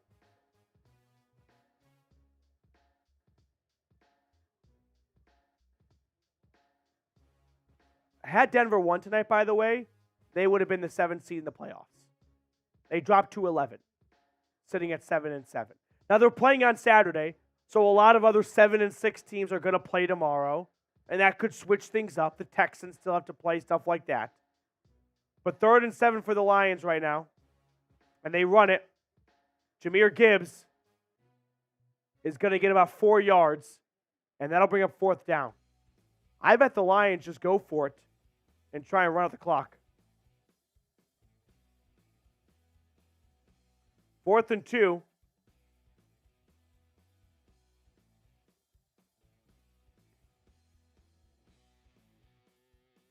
Let's see what the Lions do here.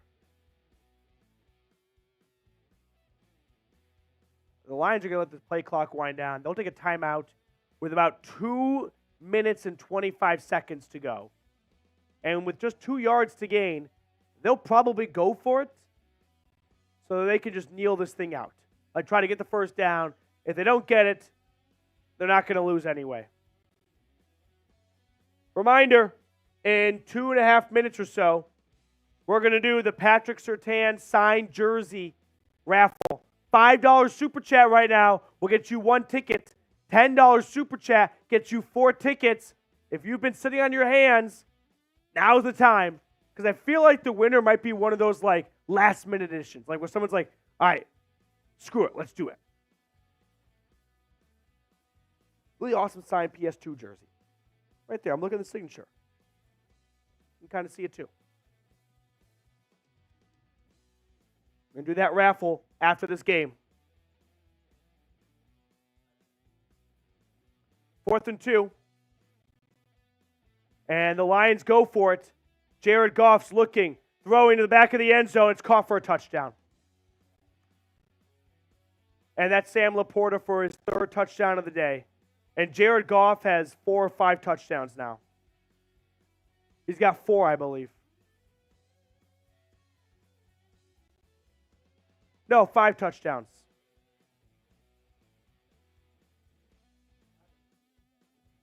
Yep. Danny boy, you are maxed out at 4 entries. But I don't give a buck with the $10 super chat. Let's go. I don't give a buck. $10 super chat. I don't give a buck super chatted earlier, I feel like, right?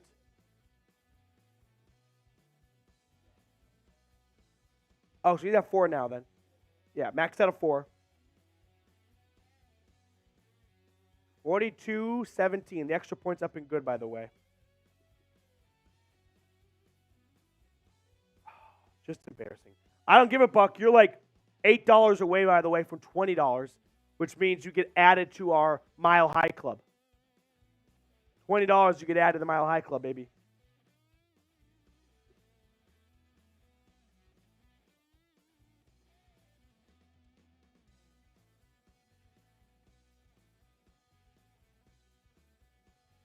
Jared Goff tonight, 278 yards, 5 touchdowns. And no one cares. He's on my fancy bench. I was like, Denver's defense, baby. No one cares.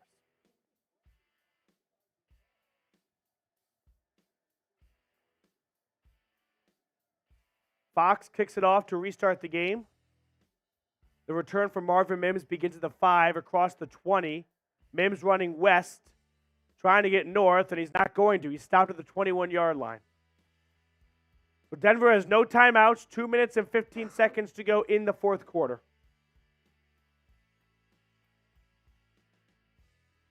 It is pretty, I wonder how many quarterbacks have thrown for, oh, I thought we might see this. Here is Jared Stidham. Russell Wilson earlier, they showed him on TV, putting his helmet on to come out there, and he's still wearing his helmet on the sideline. I was like, Russ, I got bad news for you, dude. You're not going back out there.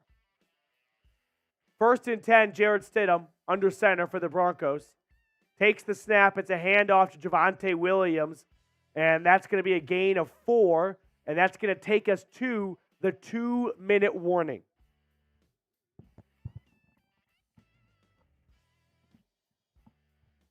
Scott Fry, I don't blame you, but it'd be impossible to kind of like keep up with a lot of the super chats that could have come in, like, if I didn't max out people's entries. I don't give a buck with a $10 super chat. Let's go. Could you put Ryan Hall on the helmet? And Denver still got this on last 3 games. And could you do a dab for me? Ryan Hall. Let's go. Where's my Sharpie? Denver still got this on the last. I mean, they got 3 bad teams. The Patriots, the Chargers, and the Raiders. But if Denver plays like the way they play tonight, I can't guarantee they beat all 3 of those teams. Maybe 2. But they got to go 3-0 on my eyes. 2nd and 6, Denver runs it out of the 2-minute warning. And Williams picks up about 10 yards. All right, you said Ryan Hall.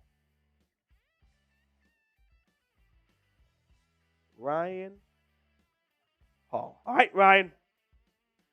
Added to the Mile High Club. We've had 3 additions today.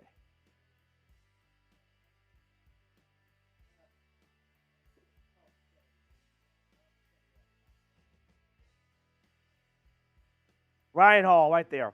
1st and 10. At least Denver's just running it. Like, they're not trying to. There's Ryan Hall. Yeah. Ryan, appreciate, I don't give a buck, all of your support, dude. You're awesome. So one more call.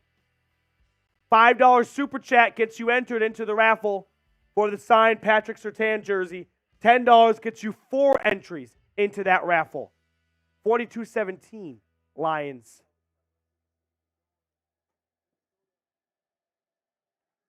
Second and 5, pitch right. Pirine running with it, and Samaje Pirine picking up. You know what? You got about 8 yards there. I'm a little upset right now because Denver's going to rush for about 30 yards on this last series. That's more than they've rushed for all game. I want the box score to reflect just how bad it was. And that's going to be it. If you want to get the stats ready right now, Big Tex.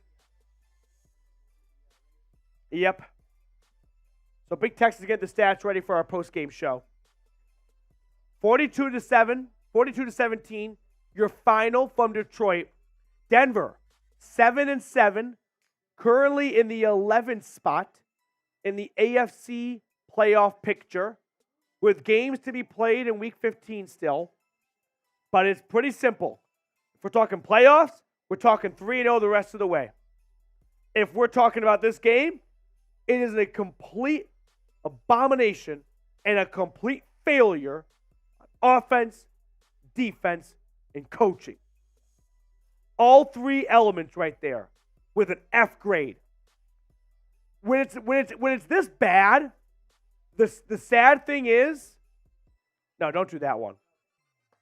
When it's this bad, the sad thing is, I don't know which side did worse. Offense, defense, or coaching. They all tried to outdo each other for how bad they were. I'm inclined to probably lean towards the defense. 42 points. 17 is not a big number, but 42 is a lot uglier from a defensive side. So Denver at 7-7 now, behind Pittsburgh, behind Buffalo, and behind Houston, all in the hunt. They're not out of it. They've got work to do. They got work to do. Sean Payton, if there's a loss that goes on a coach, it might be this one. This team came into this game and they got punked. They got punched in the face 21-0 at the end of the first half. The Lions came in with a game plan, and it exposed Denver's weaknesses, and Denver did nothing to try and outline Detroit's shortcomings. The Broncos made the Lions look like the team to beat in the NFL today. That's not a good thing. Give credit to Detroit. They played a great game. They executed. They did everything they had to on their end of the bargain. But the Broncos were a disaster today. And again, if you want to talk about playoffs, sure. Backup quarterback, backup quarterback, backup quarterback, awaiting you the next 3 weeks. But you played like you had your own backup quarterback in today, putting up 17 points. So I'm not interested in looking ahead of the schedule going, it's all going to be hunky-dory, easy schedule. No. They're looking at you like you're prime rib. Like you're a big steak they're going to sink their teeth into. Because all of a sudden, the September Broncos came back. And not at a good time. Had they lost in a close fashion, 28-24, hey, would have been some good things. Made some good plays on both sides of the ball. But no, I can't think of one good thing that Denver did defensively today. I can't think of one really good offensive thing they did today. Outside of their first play to Jerry Jeudy. After that, downhill. Coaching, awful. Everything was awful.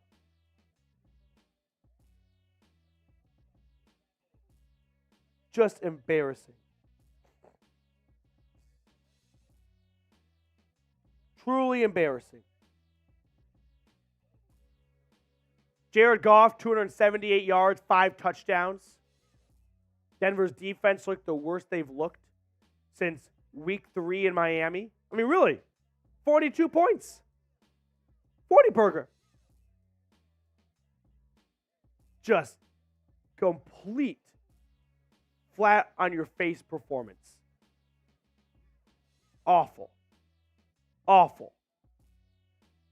All right. One last call for the raffle, and then I'll really tear this team a new one. $5 super chat right now gets you 1 raffle entry for the signed PS2 jersey. $10 gets you 4 entries for the signed jersey and the Broncos hat.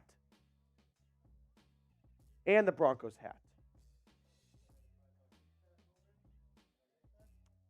don't think so. We'll get Kawhi AF.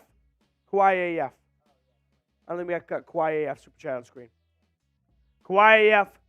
There isn't a word in the English dictionary that describes how much I want to punch something. Could I say Broncos Week 15, 2023, all one word? That would probably do it.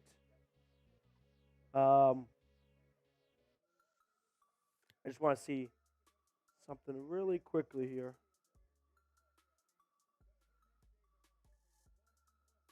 Email. Okay.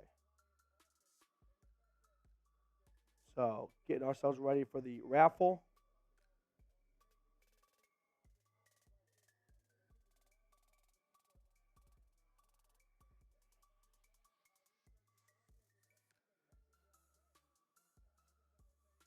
All right. Kawhi, yeah. Again, this is a game where it is embarrassing. Like, you come out of this going, hey, at least we're not the Chargers of the AFC West this week. But this is as low and as embarrassing it can go. So, we'll get the raffle ready in just a moment.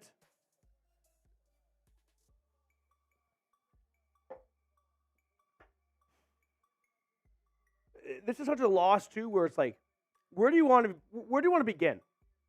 You want to start with the defense that just got blown over. That's all it took. Over 400 total yards allowed, 42 points, 5 passing touchdowns. You want to start there? Or do you want to start with the offense? Maybe their worst performance since they were better against the Texans, right? They scored over 20 points in that game. Maybe their worst performance since the Chiefs on Thursday Night Football. That seems feasible. Don't you agree? The last loss before the 5-game winning streak. The Lions, by the way, like, I think a lot of times when a team loses, their fan base attributes all of the reasoning to self-inflicted areas and reasons. No, Denver was awful today. But let's also give Detroit credit. Like, they made the Broncos look bad because they played extremely well tonight. KW47 with a $5 super chat. They were already in, so max out of 4. KW47, max out of 4. All right, getting ready for the Pat Surtain jersey raffle here. One last call. $5 super chat gets you entered. $10 gets you 4 entries for a signed Patrick Surtain jersey. All right. Do you want to show everyone all the listed names so everyone can see their own name on there? Okay. So, you want to zoom in, I think, right?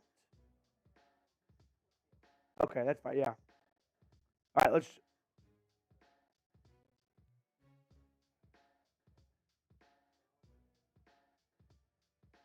Okay. Yep. Here we go. Yep. All right, here we go.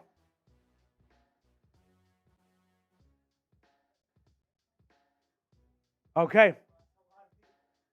We got 55 Santas racing here. Here we go. Are we logged in? You're positive? I feel like 55 is even on the low side.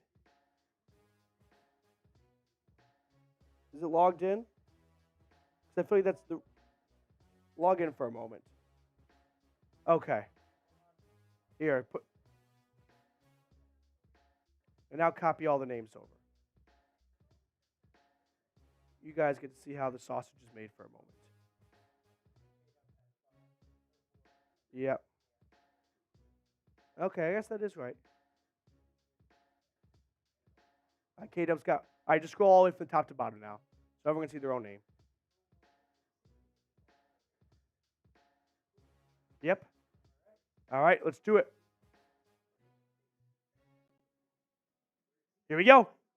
This is for the signed Patrick Surtain jersey and a Broncos hat. Are we ready? All right, 3, 2, 1. They're off. There goes Rudolph, leading the way. Oh my goodness, look at all those Santas.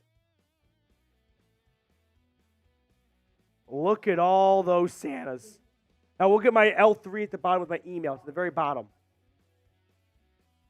40 seconds in. I don't give a buck has a slight lead of all the Santas right now. Yep. 30 seconds to go. I don't give a buck. Can you hold on? 25 seconds to go. 23, 22. This will be close. Who's it going to be? Who's it going to be? I don't give a buck. 15 seconds. Who's going to hold on? For the signed Patrick Surtain jersey, Spicy Nuggets is making noise. 7 seconds. 5. Here's K-Dub. K-Dub at the end. K-Dub 2. K-Dub 1. K-Dub 47 wins the signed Patrick Surtain jersey. K-Dub. My name is my email. Matthew@chatsports.com. Please email me so I can get you this signed jersey. K-Dub 47. I hope you're still here right now. VT92, it is the greatest racing website of all time. K-Dub, email me, dude. Okay. Congratulations, K-Dub. Signed Patrick Surtain jersey. Once again, a longtime viewer of the channel reached out and said, hey, I want to sponsor a raffle giveaway item. What can we get? I was like, hey, it's really up to you. They picked the items out, and they just wanted to spread some holiday cheer while remaining anonymous. I'm getting a little bit nervous that K-Dub has ghosted me. K-Dub, please show yourself. Okay. Are we ready to rock and roll? All right. We're going to jump into a full post-game show. If you want one piece of good news, at least no injury news, it seems like, to talk about, right?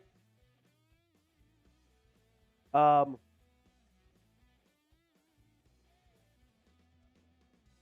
is the one we need. And I don't know.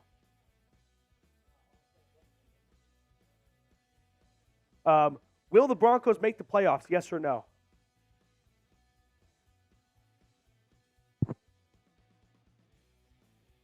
I don't give a buck if there's a no-show, it'll roll over to next week. But I do want to give them their opportunity to claim their winnings. There's nothing worse than taking it away and then them coming a week later, or not a week, an hour later or a day later. Has K-Dub emailed me? Let's see. K-Dub. No email from K-Dub just yet. K-Dub. K-Dub is not an alternate account.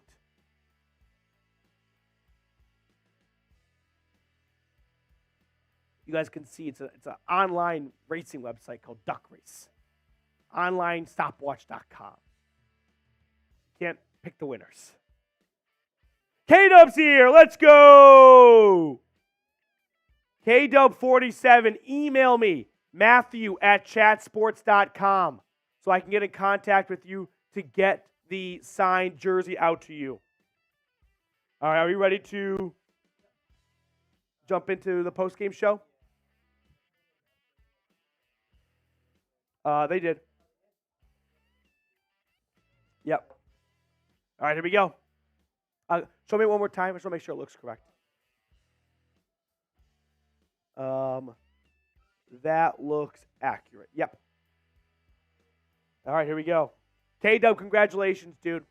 Happy for you. Okay.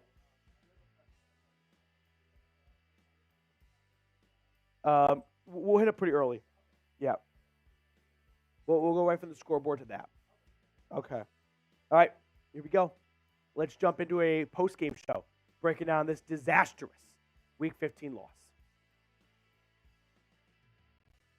Welcome on into the 7-7 Broncos breakdown in a game that was a complete failure on offense, defense, and coaching. I don't know which side played worse. When it's that bad, it's embarrassing. The defense I lean towards having a worse outing, giving up 42 points, but the offense is not spared from this post-game rant because Denver went into December fighting for a playoff spot, and that's the product they put on the field. Listen, it's not easy to go on the road and beat a good NFC team, a good Lions team, on a third straight road game.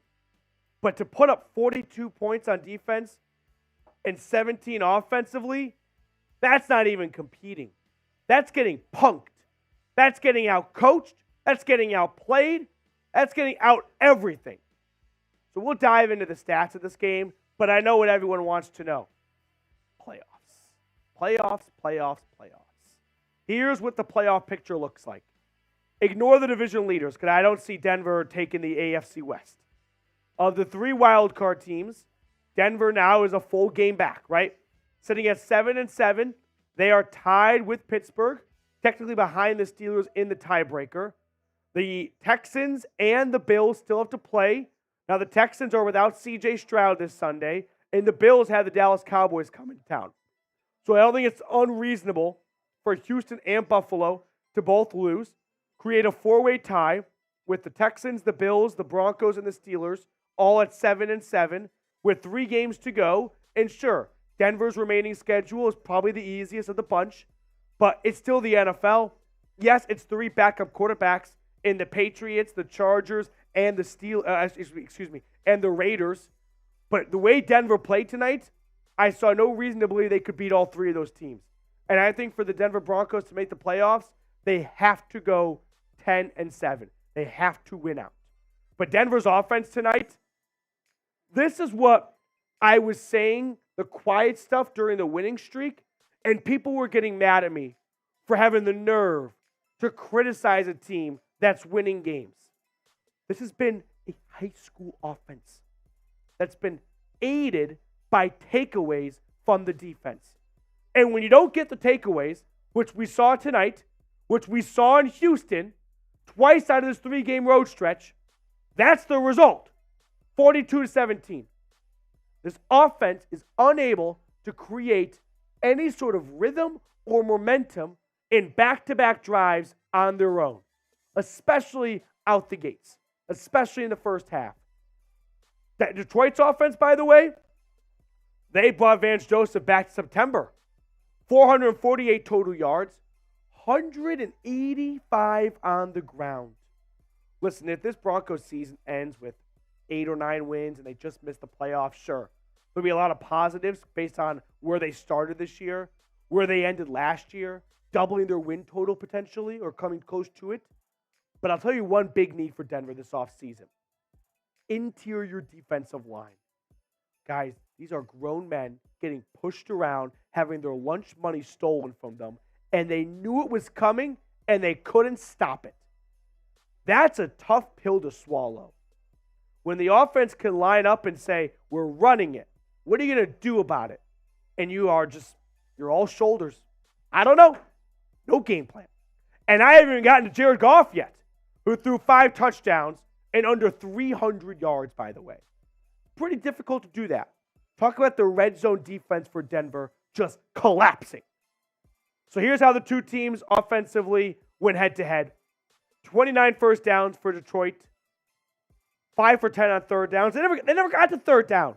They ran it with David Montgomery on 1st and 10. They got to 2nd and 4. They ran it with Jahmyr Gibbs on 2nd and 4 and picked up 8 yards in a first down. And then they went to Amon-Ra St. Brown for 25 yards. And then they went to Sam Laporta for a touchdown. And they did that 5 straight times. ridiculous and embarrassing. Now, I've got more to say, and I'm going to get you guys involved in just a moment. But today's show is made possible thanks to our proud sponsors over at Prize Picks. So really quickly, if you give me some time, let me explain how Prize Picks works. All you're going to do is select 2 to 6 players, pick more or less on their projected stats, and if you go 3 for 3, 4 for 4 on those projected stats and those selections, you could win up to 25 times your money. Now, for this holiday season, Prize Picks is rolling out something really fun, which is Demons and Goblins. So take Joe Flacco for the Browns on Sunday. He's got a Goblins stat, which is 199.5 passing yards, lower than what it should be. So not great payoff potentially, but I took the Demons on Desmond Ridder and Amari Cooper, which have been increased stat projections for bigger potential winnings. So if you like my selections, head on over to prizepicks.com/CLNS. You can make your own selections there if you'd like to, but use code CLNS for a first-time deposit match up to $100. That link is in the comments and description of today's video. Prize Picks, daily fantasy sports made easy. Let's talk about Russell Wilson. Russell Wilson is a problem. Is he the biggest problem? No. I don't think he is. I don't think if you took Russell Wilson out of this game and put in an average, middle-of-the-road, 16th best quarterback in the NFL, the result would be much different. But Russell Wilson is somewhat playing like a really good high school quarterback. Like, that's cool if you're the high school quarterback. It's not cool if it's in the NFL. Like, Sean Payton deserves a ton of criticism for his play calling, his overall management of this game, and his game plan for this week, as they were outcoached, outfoxed, outmaneuvered by Detroit every single play. Russell Wilson's a problem. I do not believe he is the biggest problem on this team. It's easy to point fingers at the quarterback, but taking Russell Wilson out and replacing him with Jared Stidham or anyone else is not going to dramatically change the outcome of these games. They got nothing going on the ground. And that kind of leads me to my next point here. If you want to be mad at the offensive line. That was maybe their worst performance since the first 3 or 4 weeks of the year. Across the board, Ben Powers, Mike, everyone just getting blown off the snap, blown off the ball. And let me just say this really quickly. If you go to work on Monday and bring up the phantom offsides call on Quinn Miners as a reason as to why Denver lost today, get your head out of the sand and grow up. This team did not lose because of that awful call by the officials that cost Denver 4 points. They lose that game 41-21 still. No, this team lost this game well before that. Javonte Williams has been in a rut for 4+ weeks now. 12 carries for 27 yards, not even averaging 3 yards a pop. Jerry Jeudy had a nice outing on the box score. Had a great first play, 3 receptions for 74 yards. He got a bit banged up towards the end. Hopefully he's okay. I don't have any major injury updates on Jeudy at the moment here.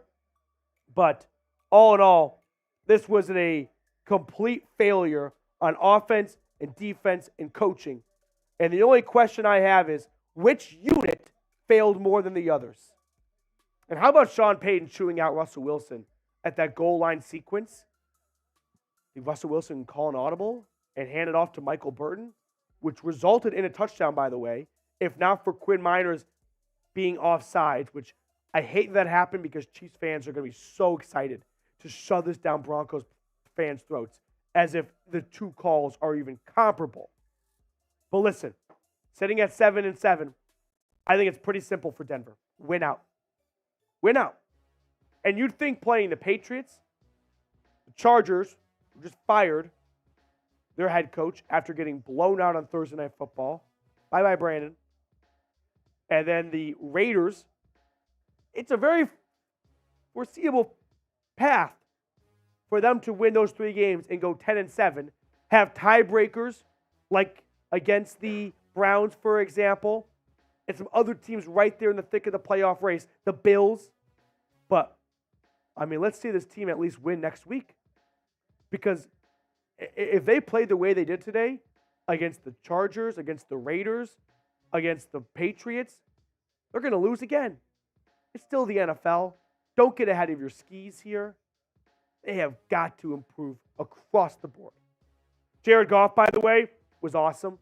And I'll just say this.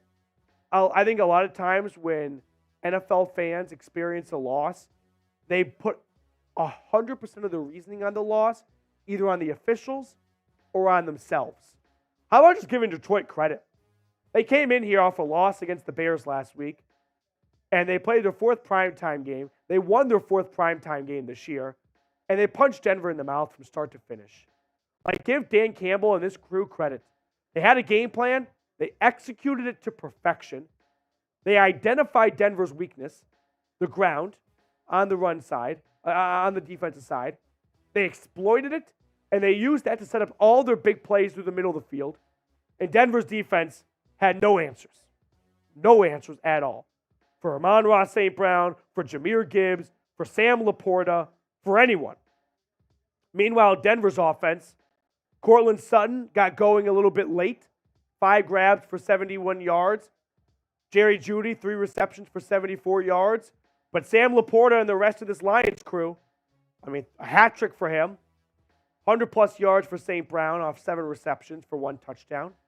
Like, before we all just blame Denver for the outcome of this, give a little bit of all right, the Lions just outright deserve the win with the way they played today. A lot of work to get done in Denver this week. They should be fired up in a bad way after this. Pissed off. Playing 3 straight road games is not easy. When we went into the final 6 weeks of the season, I said, look at the last 6 weeks. You got 3 road games in a row, and then you got 2 out of 3 home games to end the season. You go 1-2 on those 3 road games, which they did in LA against the Chargers. You got to go perfect the last 3 games. Very much in front of them right now. This team is not dead. This team is very much in the thick of the playoff race still at 7-7. They are playing 3 bad teams, and they have played very well this year at stretches. But if you want to leave this video with one thing, it is this. If you bank on takeaways, this is what happens. This offense has to have an identity outside of the defense gave us the football at the 50-yard line, and we kicked a lot of field goals and won the game. You have to put something of your own work together and not ride the coattails of 5 takeaways from the defense. You cannot rely on takeaways, or this will happen. It happened in Houston, and it happened in Detroit. That's going to do it for us on this post-game show. We crossed 19,000 subscribers during our watch party, so to all of our new subscribers, thank you so much. If you have not subscribed yet, go ahead and do so and get us to 20K. All right. That's going to do it for us on today's show. We'll sign off. Enjoy the rest of your Saturday night. And bad game. Final thoughts. Awful game. See you guys later.